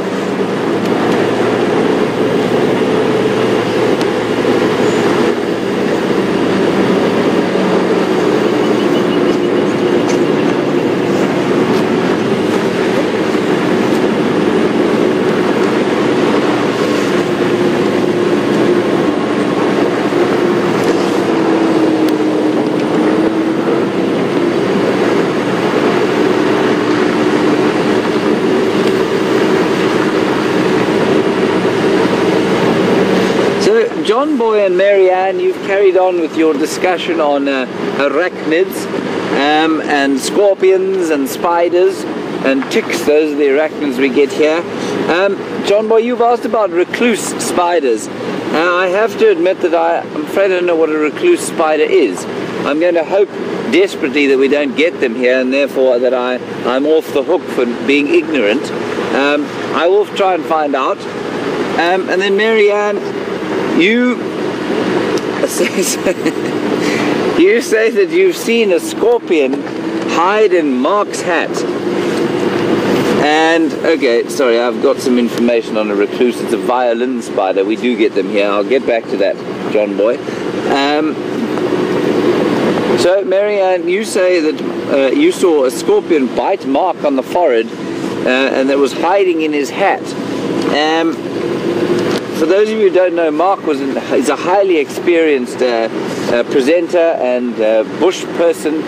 He's just left us, and he always wore a hat as far as I know. I'm astonished that he didn't manage to see the scorpion before it stung him on the head, but that doesn't sound like a very pleasant experience at all. You hear of it from time to time, of scorpions in people's shoes, but seldom have I heard of them being in someone's hat. He didn't seem to show any ill effects from it. Certainly when by the time I met him, he was in fine fettle. I'm just going to stop next to this herd of impala, and then I'll try and come up with some decent information on some violin spiders, which we do get here.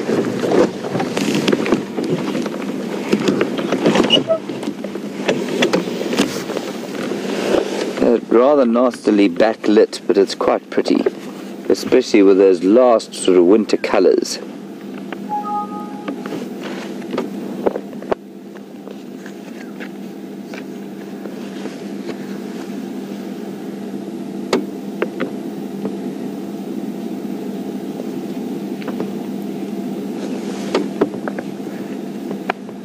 Beautiful. I really love the colours of the leaves at this time of the year. We don't get great splashes of reds and oranges and pinks like you do in the northern hemisphere, or at any higher latitude really, but it's always nice to see them when they do occur. I'm trying desperately to find a picture of a violin spider to show everybody who perhaps doesn't know what they look like. Apparently this book has one.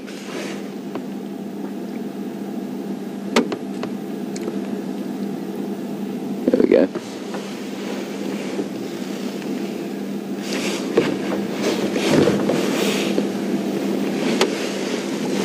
So, while those impala are grazing peacefully, unfortunately without the attentions of a pack of rabid wild dogs, well, we don't want them to be rabid, but you know what I mean. That there is a violin spider or a recluse. Nocturnal hunter. Called violin spider, I think, because of the length of its legs. And they are quite nasty. They've got quite a powerful venom. That's the one I was talking about that causes necrosis of the skin. And necrosis, if you don't know, means basically it'll bite you and you'll start to rot from that point. And they can leave very nasty scars if gone untreated. Quite slow-acting poison, and feel like a mosquito bite for a day or two, and then suddenly, basically, bits and pieces of your flesh will start to fall out, which isn't very nice at all. So that's the recluse or violin spider. Right, we're quite close to the Arathusa airstrip at this stage, and we're just going to pop around the corner and see if there aren't any wild dogs or leopards waiting to catch the next flight out.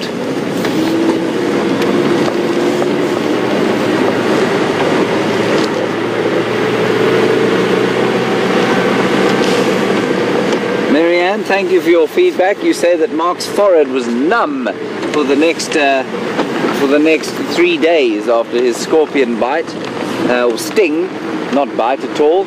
Well, I'm not surprised.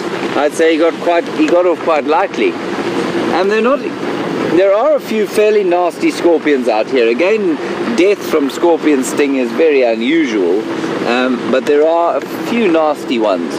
There are far more totally harmless ones though.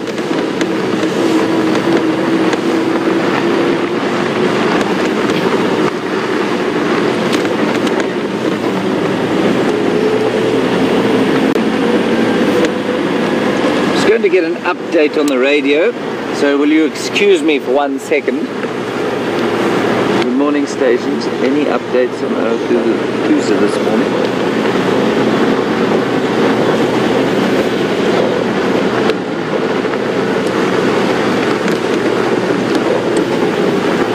It would appear not.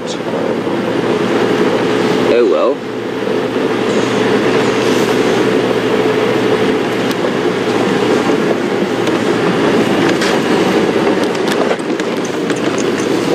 Giraffe tracks on the road. No giraffes.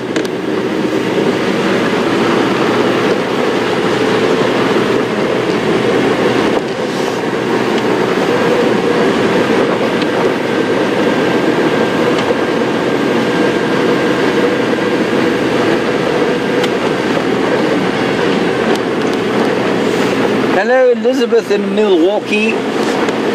You got a nice question about secretary birds and why we don't see them more often. They are quite endangered. They've got a very unusual sort of, I think they struggle to breed mainly. And you know, they've got a unique feeding niche, which means that there's not a lot of space in that niche for lots of them to exist. So they eat a lot of snakes by walking along the ground and stomping on their heads. And that's a kind of unique adaptation that very few birds have. And for those of you who don't know what a secretary bird looks like, I will find you one. But we do see them. And apparently the last time you saw one with Mark, it managed to fly off. Now I've seen a secretary bird try to fly, and it's interesting. They're huge things, and they really struggle to fly in the absence of wind. And I've watched one try and take off with the wind as opposed to against it, and almost unable to get off the ground for any length of time.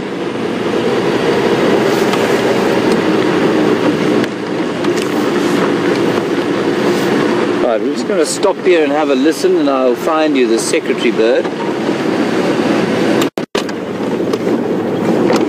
It's always good to stop and have a listen. Secretary bird, we need to go to the front page.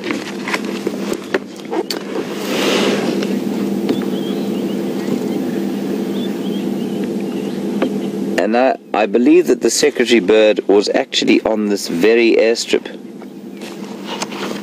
which makes sense. They like open areas. They won't only eat snakes, I mean they'll eat various other things, but there's a secretary bird there. And we think it is so named because of the plumes that come out of its head that apparently look like the pens a secretary might put in her hair, I guess. I'm not convinced that that's where it's come from, but that's what it is.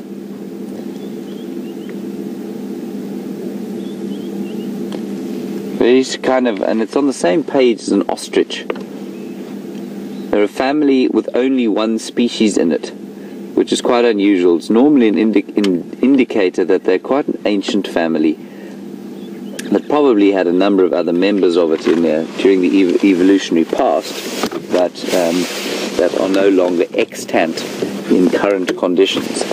Right, not a lot going on the airstrip here, so we'll carry on towards Arathusa camp and the waterhole there and see what's going on there, and hopefully try and pick up some leopard tracks on the way. We're also kind of hoping that the wild dogs might come up. They have dens on the property sort of to the south of this, and they will come up to hunt every so often, and they like these open areas. Any station copying me on Arathusa?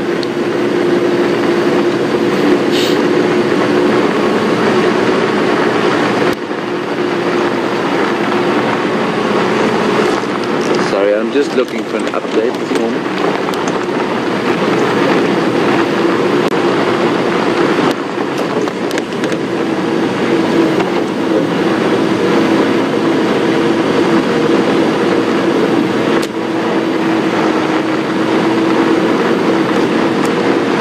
Doesn't seem to be much going on here. Probably thanks, I'm copying you 1 out of 5. Not to worry, thanks very much. So we're on our own, trying to find the action.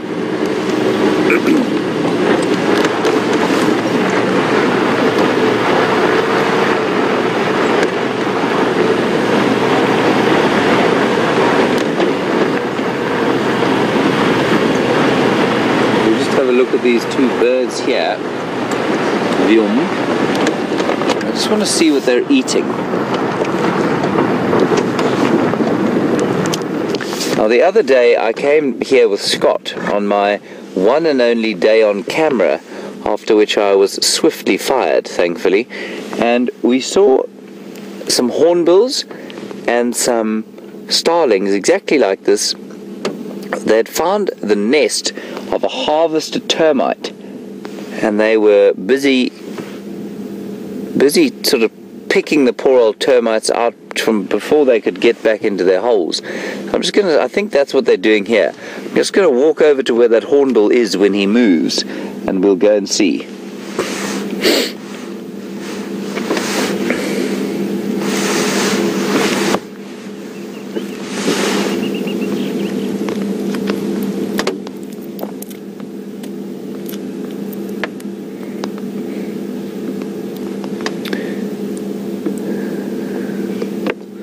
So while we are sitting here looking at that hornbill, very nice comments about Father's Day yesterday, and we spoke about some animals that are either good or bad fathers, and some of you have said that the hornbill is an extremely dedicated father.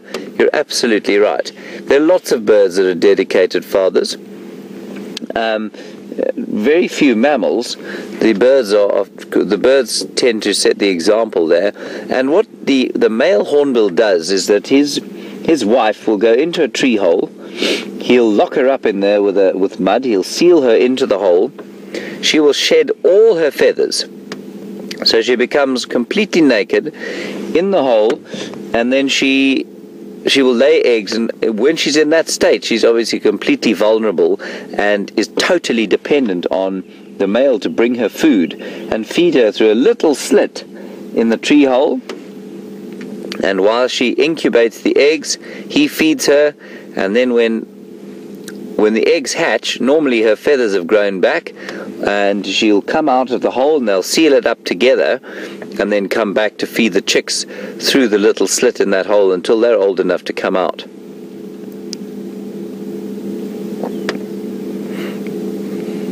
In fact, I don't think they get completely naked, the females. I think they lose quite a few of their feathers, though. But they're certainly very vulnerable at that stage. So the hornbill is, in fact, an excellent father. And the purpose, of course, of them losing their feathers is to line the nest with warm, downy comfort, a bit like our mothers like to line our cots with warm, downy things for us to sleep on.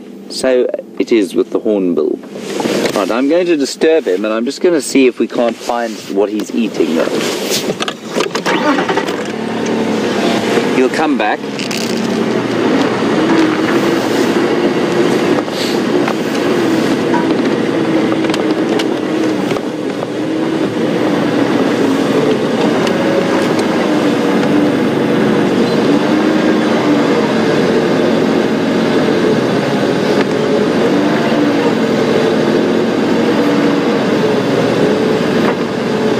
Hello, Anna Marie. You want to know, do secretary birds eat insects as well as snakes? Anna Marie, basically any carnivore out here will eat insects.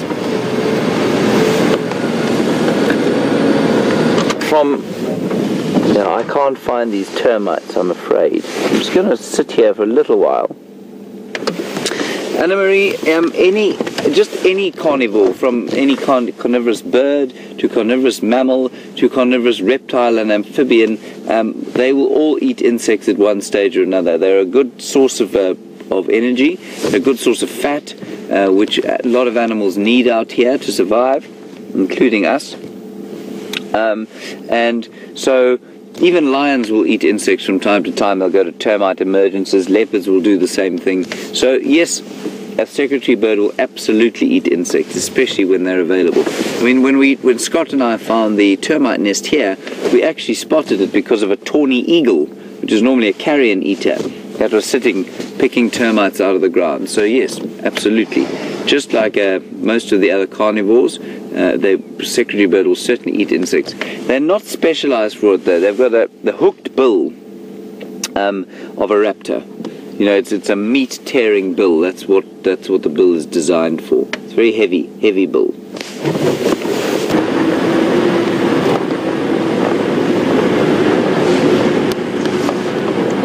It's a very peaceful day developing again. I mention that a lot, but it really is one of the major reasons that I like to live out here. You have the action of the morning, and then the peace of the middle of the mid-morning kind of descends on the place. For those lions, it descended a lot earlier than for the rest of us.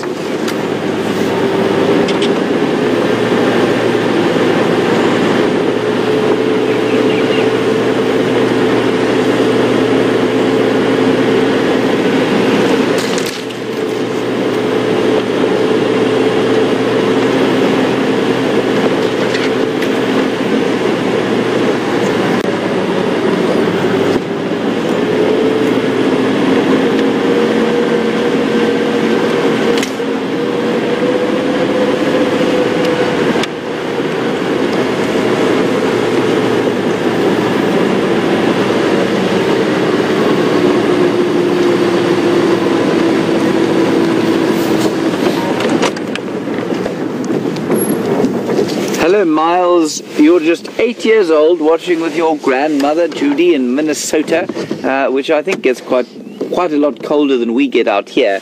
I've stopped under this tree while we answer this question of yours. The beautiful Balanites tree, or torchwood tree.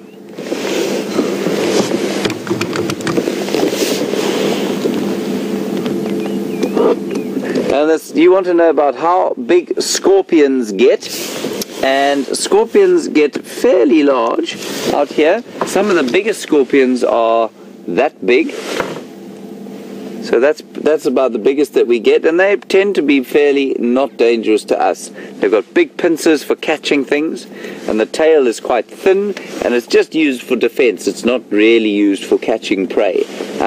What you got to watch out for, Miles, if you ever come out here, the little black and brown ones like that, with big fat tails like my finger, and tiny little pincers. And what that means is that they like to use their tails to kill. They don't like to use the pincers, and those are the ones you've got to watch out for. And just remember, though, a scorpion, if it stings a person, is just trying to defend itself. It would never sting us to try and kill us, because it can't eat us. So it would be a waste of its venom to do that. Thanks, Miles. Good to have you along.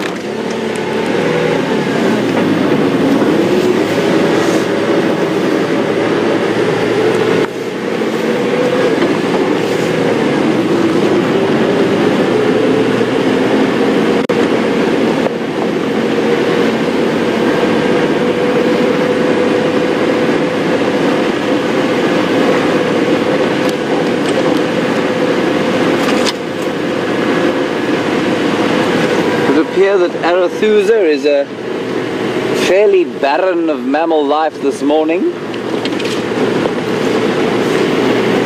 Must be somewhere.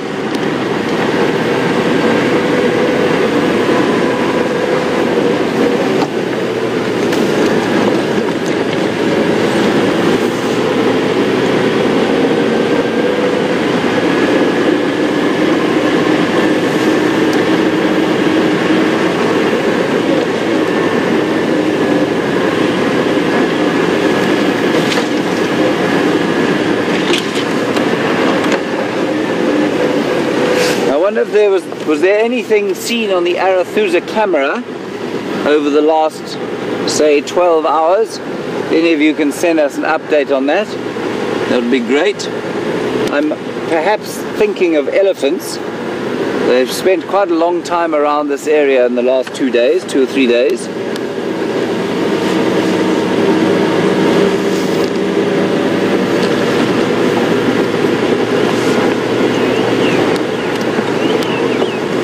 And have a listen to the birds here. There's a lovely drongo there.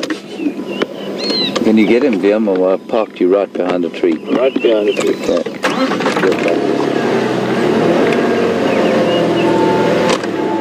How's that? There we go. Still slightly behind a tree. Sorry about that. Now that, everybody, is a drongo, and he's mimicking various other birds, so just have a listen to him.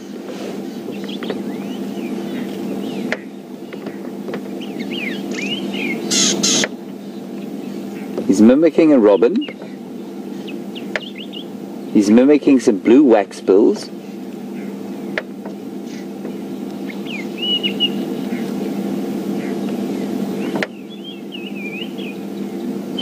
He's definitely trying to mimic the white-browed scrub robin. And there's a bit of a bird party around here. You can hear the drongo, and there's a little crombeck below him. I don't know if you can see the crombeck there, can you, again? He's a tiny little bird hopping up and down. You'll be lucky to find him. He's on that sort of strychnos bush there. You got him? Yeah, but he's flying away from there. He is. So this is a bird called the long-billed crombeck on the ground there. And the long-billed crombeck has a supposedly long bill, but most importantly, as you can see there, he's got no tail. So that's the easiest way to identify him. He goes... Yeah, that's his little call.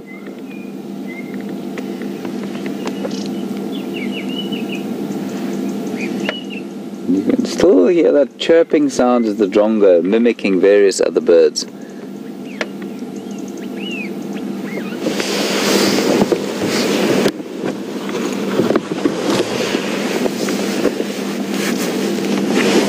Starting to warm up a bit now.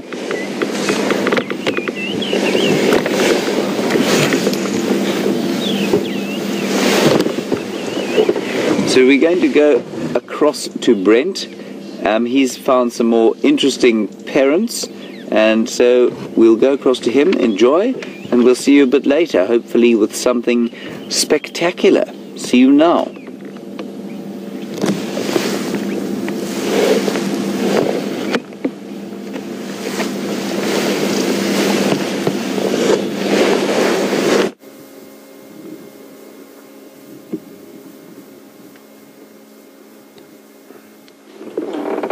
Welcome back, everyone.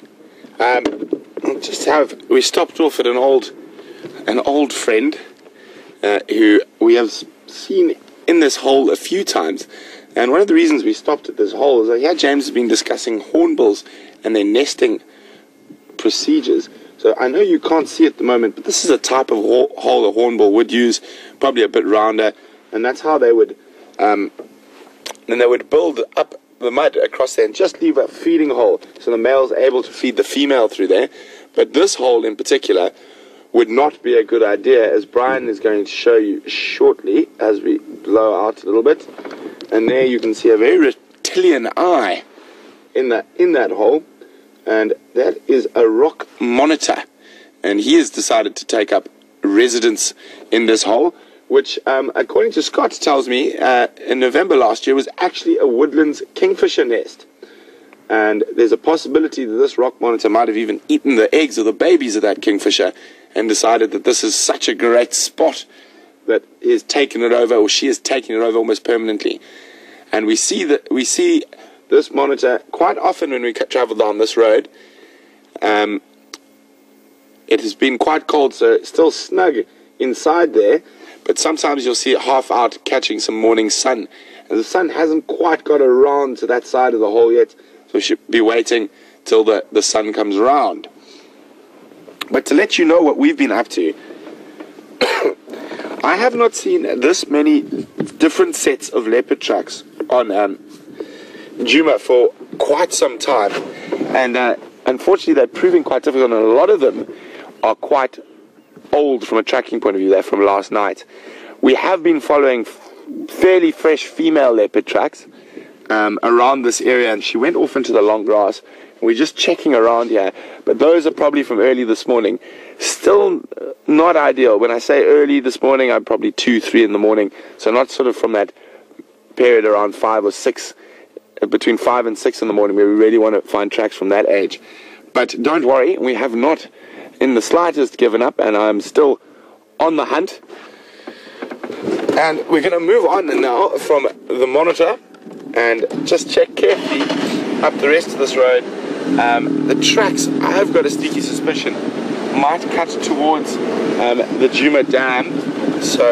But whether she went down there for a drink or not is difficult to say. I think probably not, because I've been following these tracks from Buffelshoek Dam. So we've been following them for quite a long way now.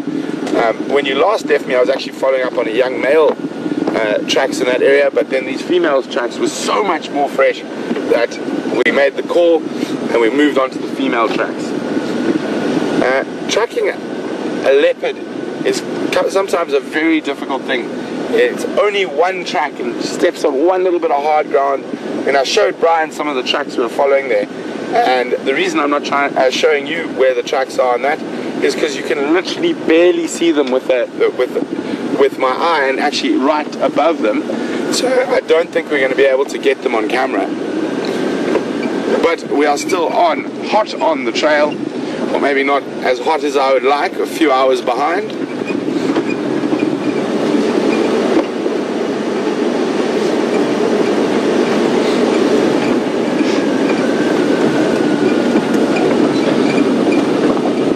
Hi Liz from Wisconsin, welcome on the back of the neck on this wonderful sunrise safari. Liz would like to know how the rock monitor manage to get up into that hole? Well, they're actually the terrestrial monitors, unlike the water monitors, are actually incredibly agile climbers. They've got really long claws, and they are able to grip onto that, into any little gap and whatnot on the wood and climb up. They do feed quite a lot off birds' eggs, so they are very adept climbers.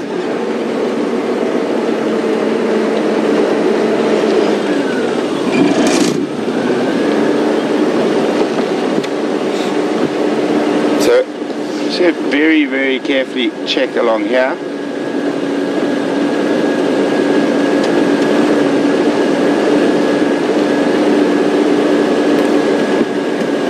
Bryan, where's she hiding?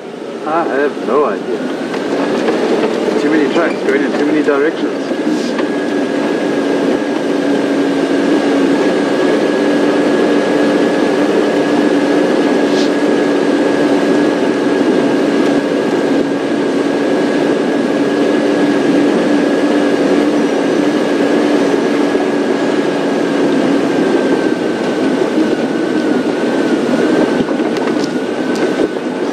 Okay, well, keep checking down here. There have been other vehicles down here this morning. So let's think. If I were a leopard, where would I want to go? And if I were a female leopard, where would I want to go? I think we should check the Gallagher waterhole.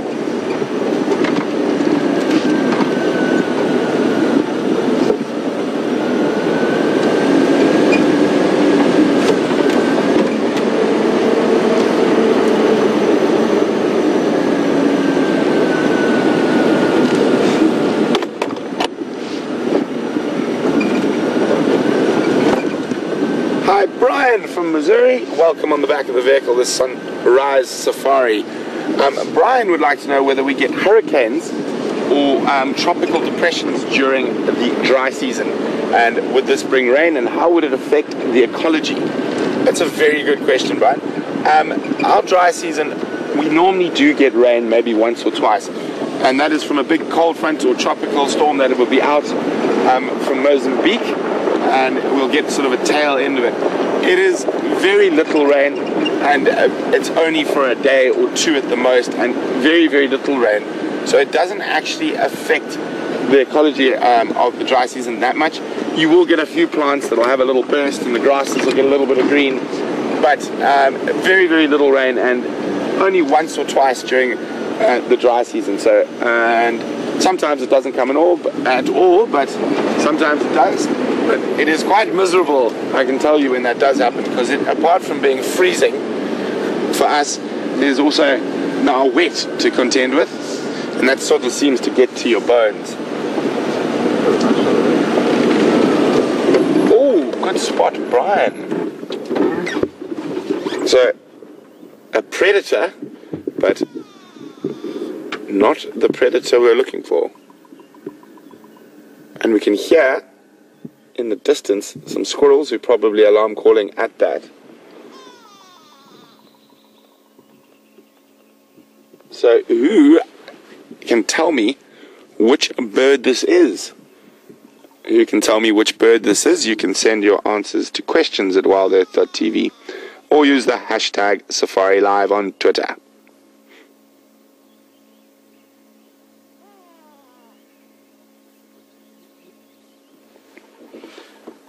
Very beautiful. I'm wondering where the other one is. Quite often you see them in pairs.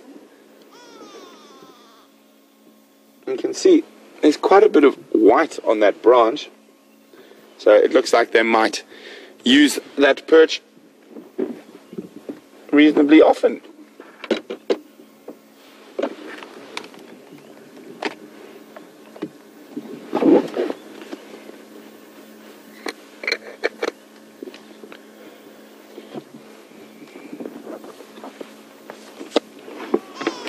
You can hear the great go-away birds are also quite upset about them being in this area, or that particular one.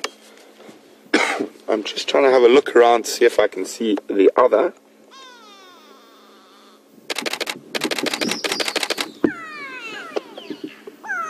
That was perfect timing. As I picked up my camera, that took off. Wow. I hope you guys also got some great screenshots. Oh, there we go.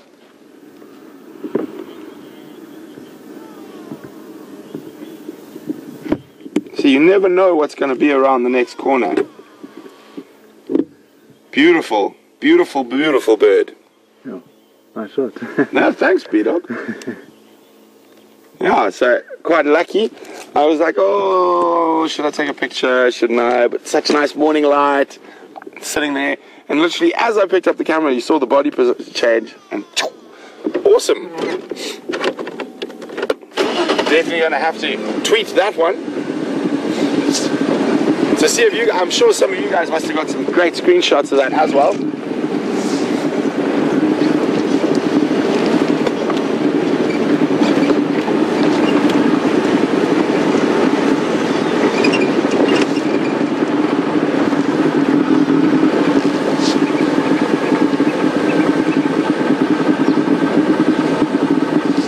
There we go. As I said, I was wondering where the other one was. And they were both there. So the pair of them. And oh, isn't that a, can you hear that? So that's actually just below them. There's some birds that are quite upset about them being in the area. And it's not a bird we see that often. We hear them quite often, but they're very busy birds. So if we drop down a little bit there. There they are. And so Brett's helmet shrike. I'm going to try edge a little bit closer. So everyone's quite upset with these large predators, avian predators here. I'm just going to move to the side. I don't want to drive right up under them in case they take off.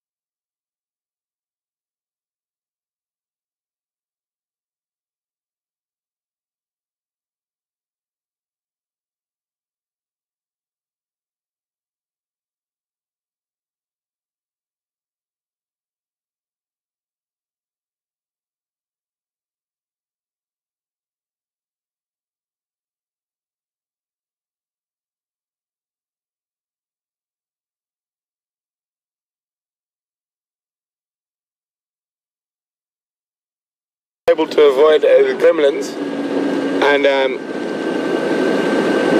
we just saw another bird. I'm just trying to find a view of it again, but to give you an idea, this bird created pandemonium. Every squirrel, every lurry or go-away bird was making the most insane racket. You would get that there was a leopard jumping from tree to tree. But it is the apex predator of the sky in this area. So I'm going to try to find it again. Fortunately, he's or she's able to fly over the trees. I have to drive around them.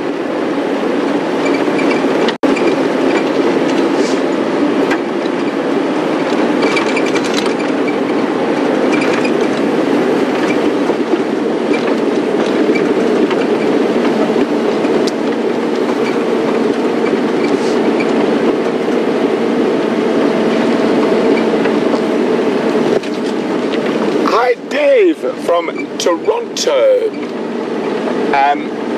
Dave would like to know, are monitor lizards poisonous? No, they're not, but because they eat quite a lot of carrion and dirty things, if they do bite you, there is quite a lot of bacterium in their mouths, but they are not poisonous. And Dave would also like to know how big they get.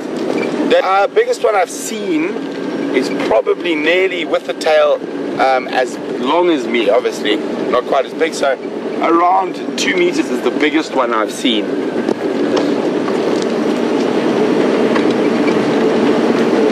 Come on, I've got a feeling we're going to find this thing.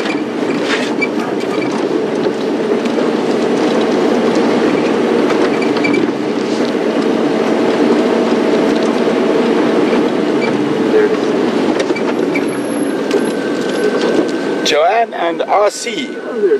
Oh no, he's flying again! Hold on, Joanne and RC, well done on the African hawk eagle. I'm just going to try and get Bryan in a position and maybe have a look at this apex predator before it disappears.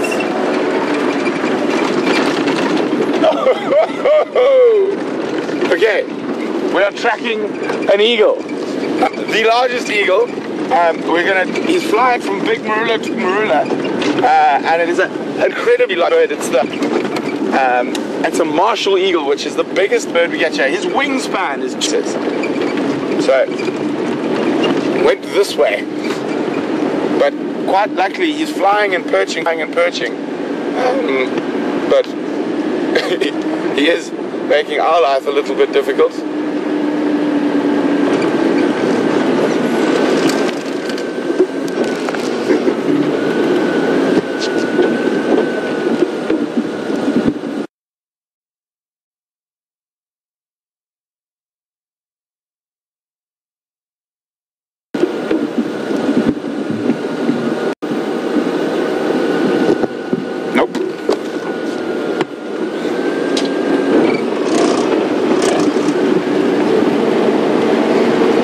Bryan, spot him again.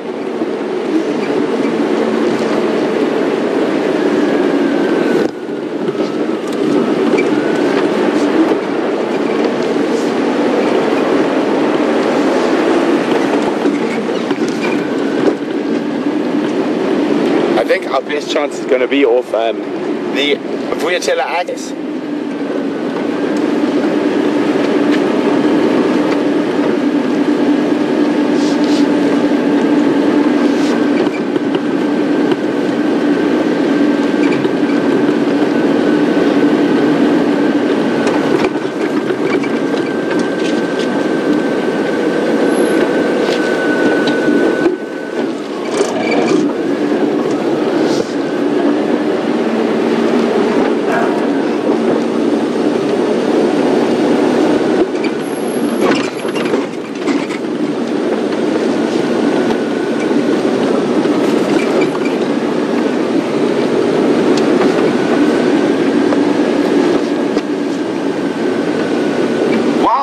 We actually are on the trail of this martial eagle. We got a question from PK in Iowa. And how many types of lizards do we get in this area? PK, quite a few. And in that whole family we've got lizards, skinks, geckos. So quite a lot. And the biggest species we get is obviously the monitor. And actually the martial eagle we're trying to find is probably one of the biggest killers of monitors, even really big ones. They seem to be very fond of eating them. And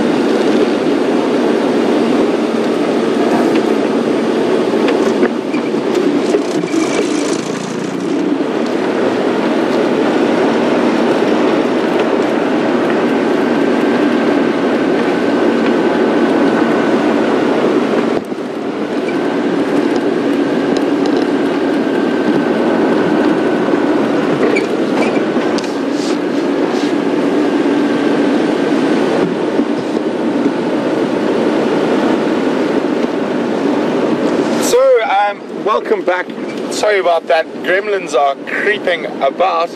It's normally a little bit late in the day for gremlins. They normally start a bit earlier. But hopefully we have managed to zap them. Our technical geniuses have been on it. So we're not quite sure what you heard and what you didn't. So if I am recapping, I apologize. So Dave would like to know about monitor lizards and are they poisonous? And how big do they get? Dave? Oh, we will get to that in a second. This one evaded Wium and I yesterday, this beautiful little bird. Hopefully we can catch him today. It is a little bee eater.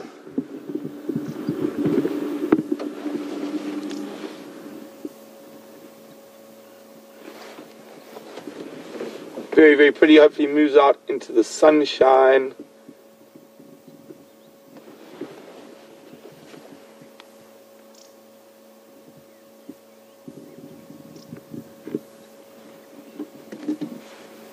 Very, very pretty birds. When they sleep, it's actually quite interesting. If you find them in a spotlight, you can sometimes find 7 or 8 of them in a little huddle. And named bee eaters because they do feed off bees. There we go. Thank you for turning. Such a beautiful bird. So when they catch wasps and bees and other things that have stings, whoop. Oh, he's coming a little bit closer. He actually came to chase an insect that came towards us. So when they get hold of bees and other stinging insects, they will actually beat them against a branch or that they're sitting on, and that is to obviously kill them so they don't get stung while they eat them.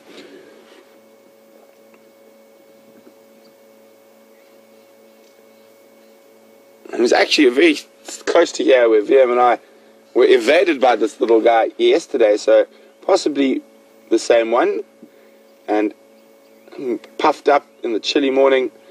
Very beautiful, giving us a nice show this morning. Such incredible colors.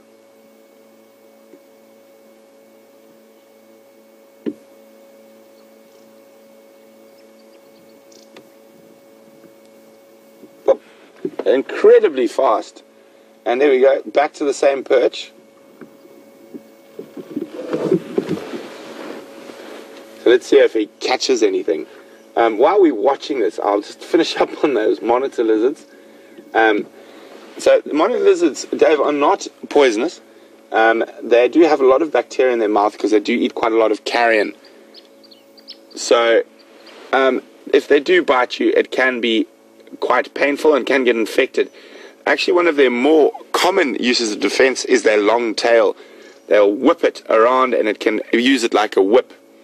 And then PK would like to know, how many lizard species do we get in the area?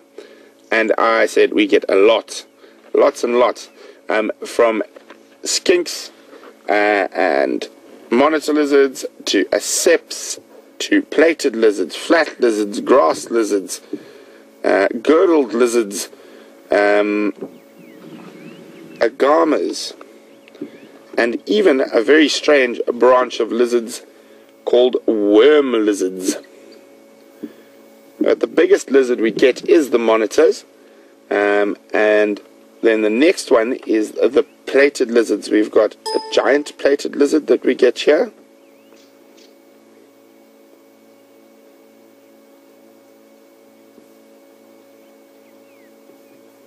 As well as a bushveld plated lizard.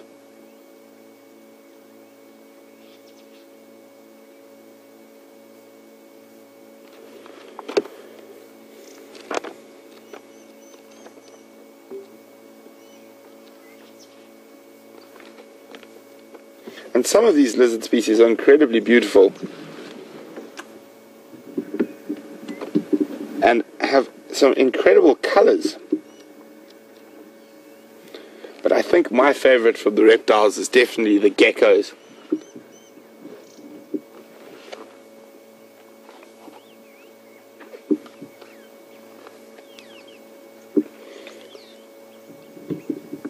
They have incredible coloration, some of them very great camouflage, and they're often around human habitation, feeding off. Oh, bee eater's done a disappearing act.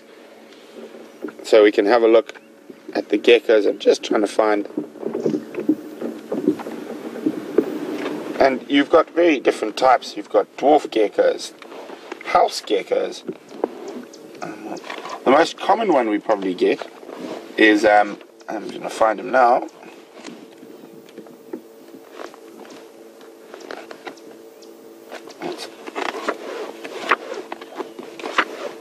Oh, there we go, nearly there.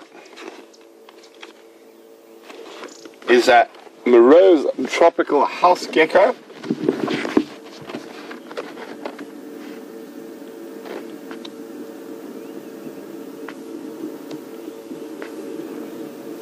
And they're incredibly efficient little predators that feed around, especially on even habitation around the lights, catching all the bugs that come. And then probably the most striking of the lizard species that we get here is the tree agama. And they've got a wonderful Afrikaans name, which is a blauwkop-koppermander. And it means a blue-headed big lizard. Let me just try to find a picture of him for you quickly. Agamas.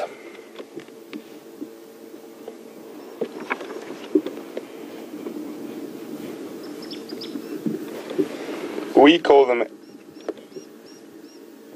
there we go, 194.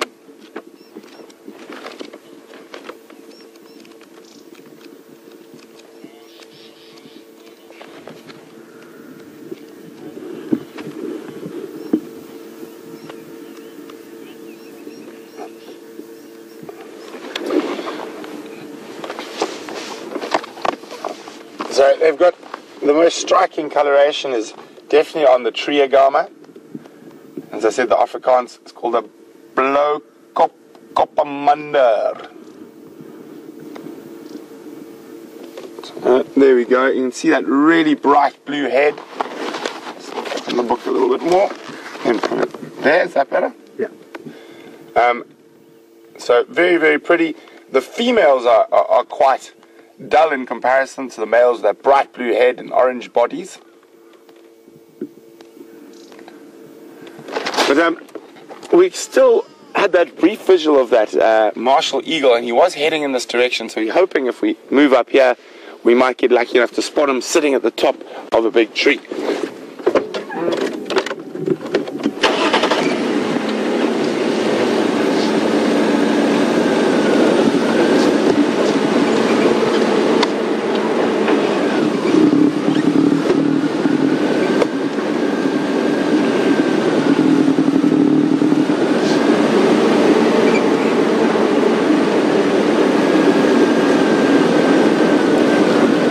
While we search for the apex predator of the sky, James has returned to the apex predator of the land. So we're going to cross back to James and see what's happening with the Nkuhumas.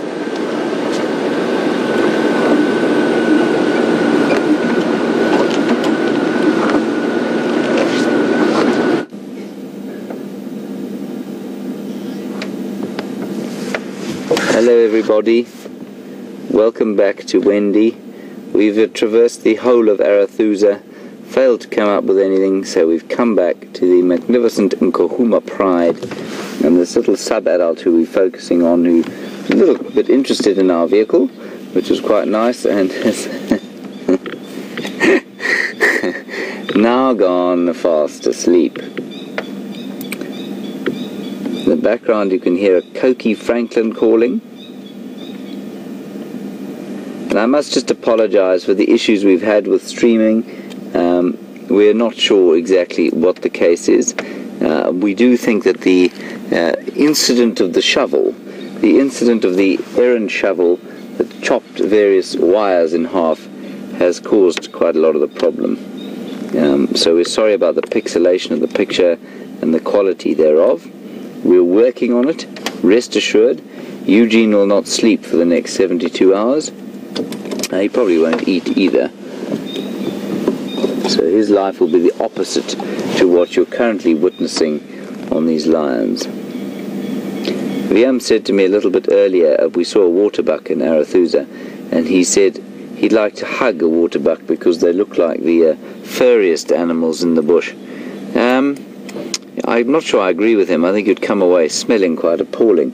But I think the fur on that lion that he's just shown us looks pretty, yeah, that looks pretty furry. Of course, if you hug that, you'll never play the guitar again, in the words of Basil Fawlty.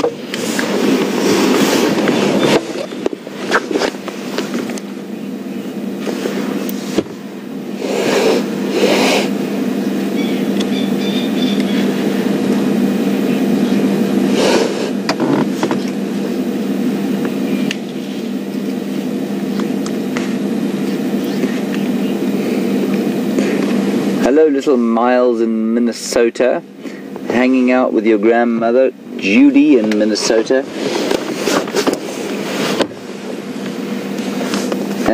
You are not at school. I'm assuming that's because it's night time or because it's now the summer holidays. You want to know when I first decided that I wanted to be a game ranger. Miles, that's a long and complicated story that involves a woman, but basically to say in the long and short of it is, one day when you're old enough I'll sit you down over a beer and we'll have a chat about it. But all you need to know for now is that I always wanted to live in a beautiful place. It wasn't so much that I wanted to be a guide or show people. I just wanted to do some kind of a job that allowed me to live in a beautiful place. And that's how I came to be doing the job that I'm doing now. And you can't really get more magnificent than this sort of area where you have the chance of seeing animals like this around every corner. And sometimes there's not a lot, but sometimes you come around a corner like we did this morning, Wium and I, in a beautiful, cold, misty winter morning, and there was a great big pride of lions, and that's just a real privilege. So that's why, Miles, that's why I've ended up in the bush like this.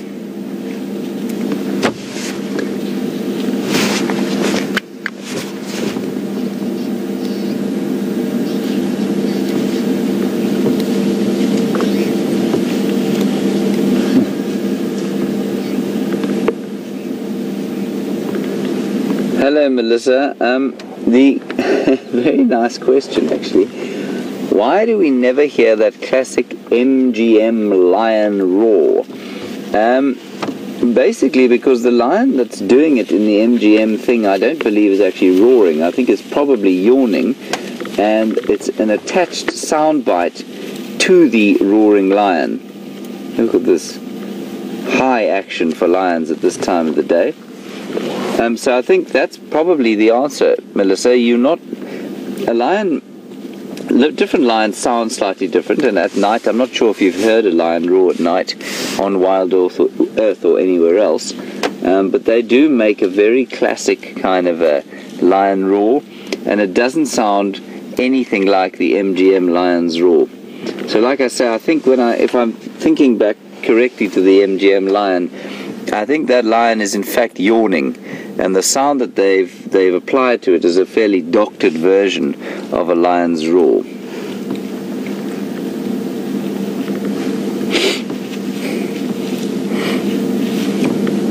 Nice question, Melissa. That's actually very interesting. I'm sure there are a lot of people around the world who have never heard a real lion roar, thinking that that's what they sound like.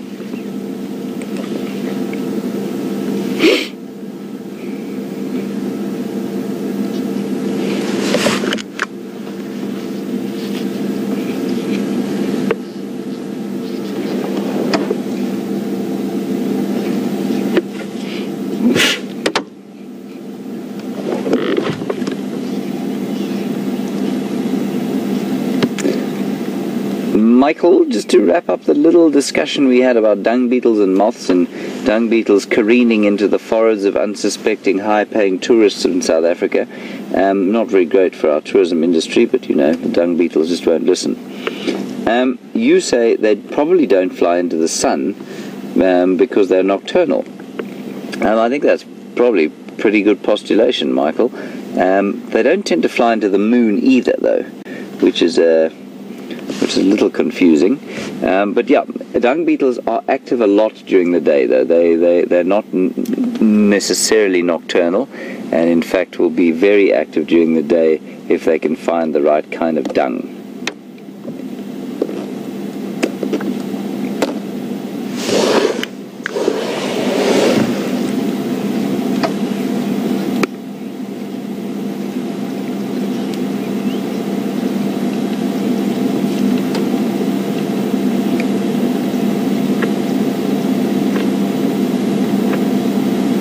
William, you've asked a question. Have lions ever hunted a red October? Now, by red October, I honestly cannot tell what you mean. Perhaps a submarine? And therefore you might be talking about lions hunting a crocodile, perhaps? If that is the case, yes, lions will take crocodiles every so often. If it is not the case, and I'm totally misinterpreting your question, please do send through a definition of a red October, and I will be able to answer it for you. That's William, who wants to know, do lions ever attack or hunt red October? And so if anyone else can clarify that, maybe you maybe you can help me out.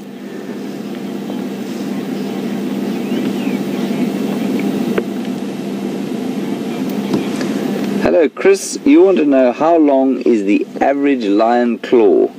Well, Wium, if you can just focus on this little thorn bush that I have in my hand here.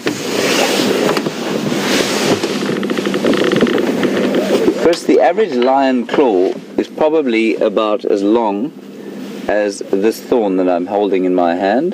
They're obviously a bit thicker and more pointed and sharp, but that's the basic. They're shaped exactly like a domestic cat's claw, but they're probably about that long.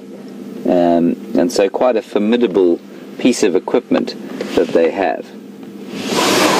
I wouldn't like to be hit in the face with one of those claws. They really are crucial for the hunting process, and I mean they're what allow the lions to gain the grip on their prey as they as they try and bring down animals often much bigger. So we're just going to go across to this little lioness here, sub-adult, and it's so interesting to see. Yesterday it was so clear how the dominance works, and its dominance works in a pride. It's purely to do with size. Junior ate himself into a stupor. The bigger lionesses ate pretty well, and these sub-adults hardly got anything at all. So once a lion weans, which is at 6 months, it turns into something of a nightmare for them to try and eat, because no one will feed them. They take the scraps that they can get, and in times of when times are tough, starvation is one of the leading forms of lion death, and that's often why the youngsters just can't survive. Just going to go a little bit forward so we can get a slightly better view.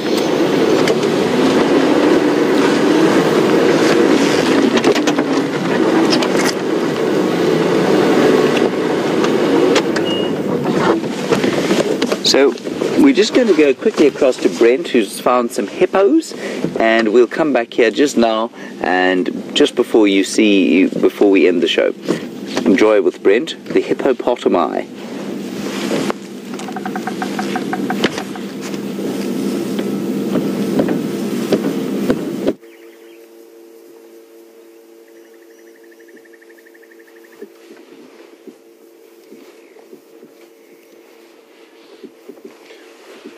Welcome back, everyone. We came to have a look if Hippo Beach was occupied, and it is, but they're still quite early, so a few of them haven't moved out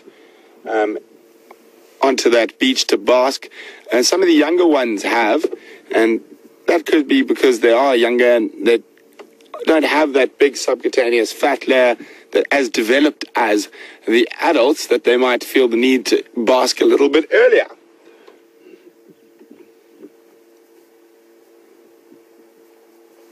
But it is wonderful at this time of the year when all the hippos do go out basking. And so we're sitting here at Sydney's Dam. Also, there's male leopard tracks headed in this direction. But the leopards have really had my number for the last little bit.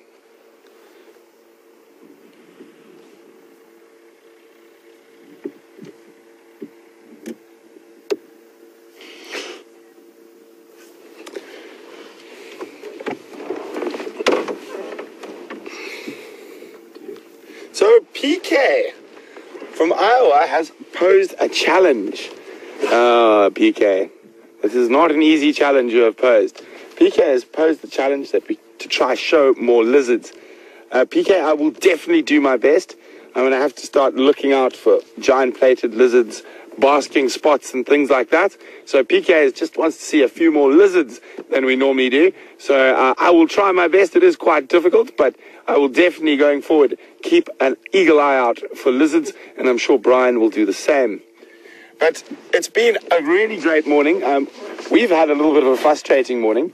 I haven't seen this many sets of leopard tracks on Djuma for a while. Just none of them were particularly fresh, unfortunately. All the male tracks were sort of from early last night. So, again, makes it quite difficult. We're sort of 12 to 8 hours behind them. And then the most fresh were those female tracks. And we were still probably 4 or 5 hours behind on those. But hopefully, during the day, they move out of wherever they've been hiding, and we're going to be able to find them. So it's going to be an interesting afternoon, and always amazing that we do have lions, so that's great. That we have lions. And James, I'm sure, will be following up there, and hopefully they're going to be a little bit more active than they've been on the sunrise safari, out the sunset safari. But from Bryan and myself and the hippos at Hippo Beach, have a wonderful rest of your day or morning or evening, wherever it may be in the world, and hopefully we'll see you all on the sunset safari. Cheers.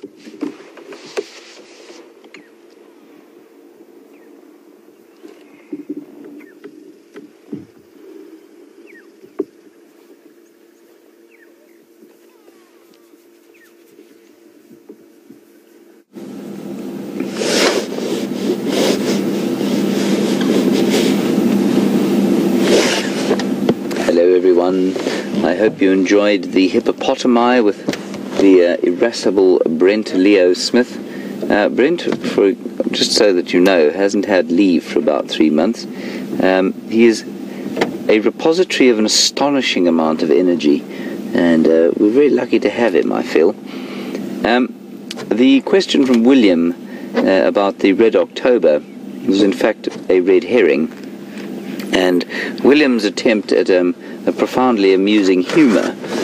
Thank you very much for that, William. I think I thank you for it. I'm not sure yet if I'm amused or not, but we do love to have your interactions, so keep them coming. So we're just going to spend another few minutes with these lions before Wium and I go back to have our breakfast.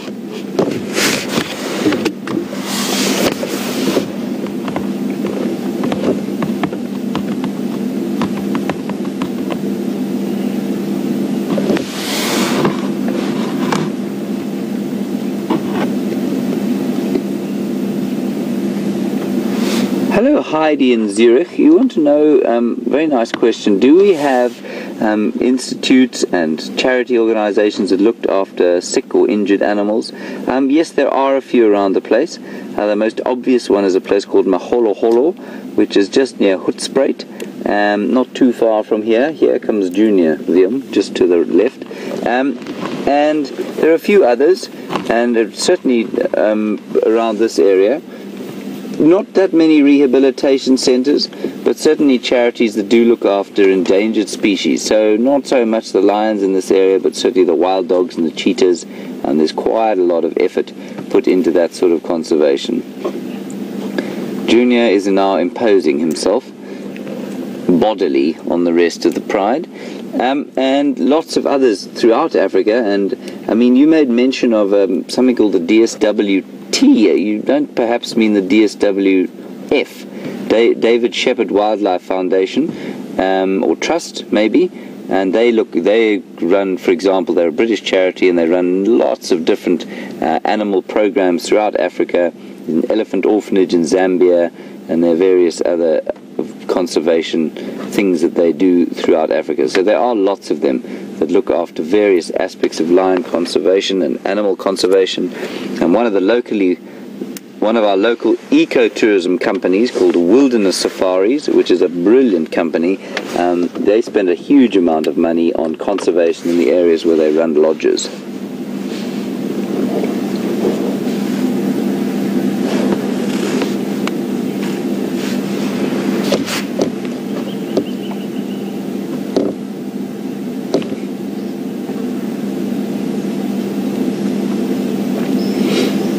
Hello, Gilly in Wisconsin.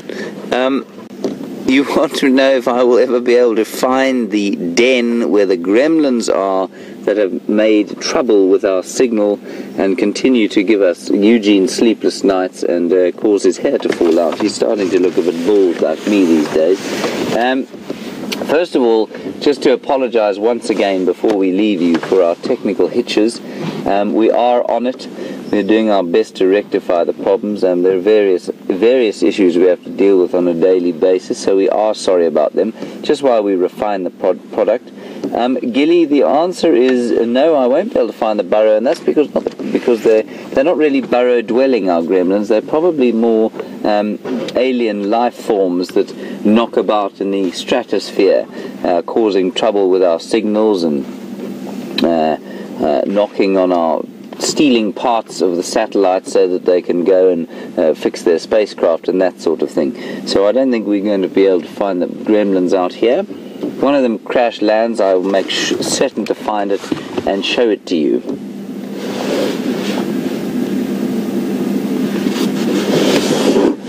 And I mean, apparently there was an issue in 2009, 2008, when the monkeys and the baboons were destroying bits and pieces of the equipment. That is not unusual. Monkeys and baboons are like street gangs of naughty kids, and they love to run around the place and pull bits and pieces apart, especially if they don't understand how they work, which is in fact most things. They don't understand how many things work. So that was the morning. Thank you very much for joining us. A big thank you to Tara and whoever else is in the final control, probably Jean-Dre doing second director. Bryan and Brent, I'm sure they've shown you some fascinating things too, and me old pal Wium behind the camera here, I must give a special thank you to. It's been a lovely morning. Started off very misty and cold. It's turned into a beautifully crystal clear, low-felt winter's day. I hope you've enjoyed the lions. I hope you've enjoyed a few of the birds and some of the other things that we found. And we're going to see you again later on the afternoon drive. Thank you for your time, your contribution and your questions. We love them. We love to hear from you. Keep sending them through, and keep an eye on the damn cams during the day. And we'll see you a bit later.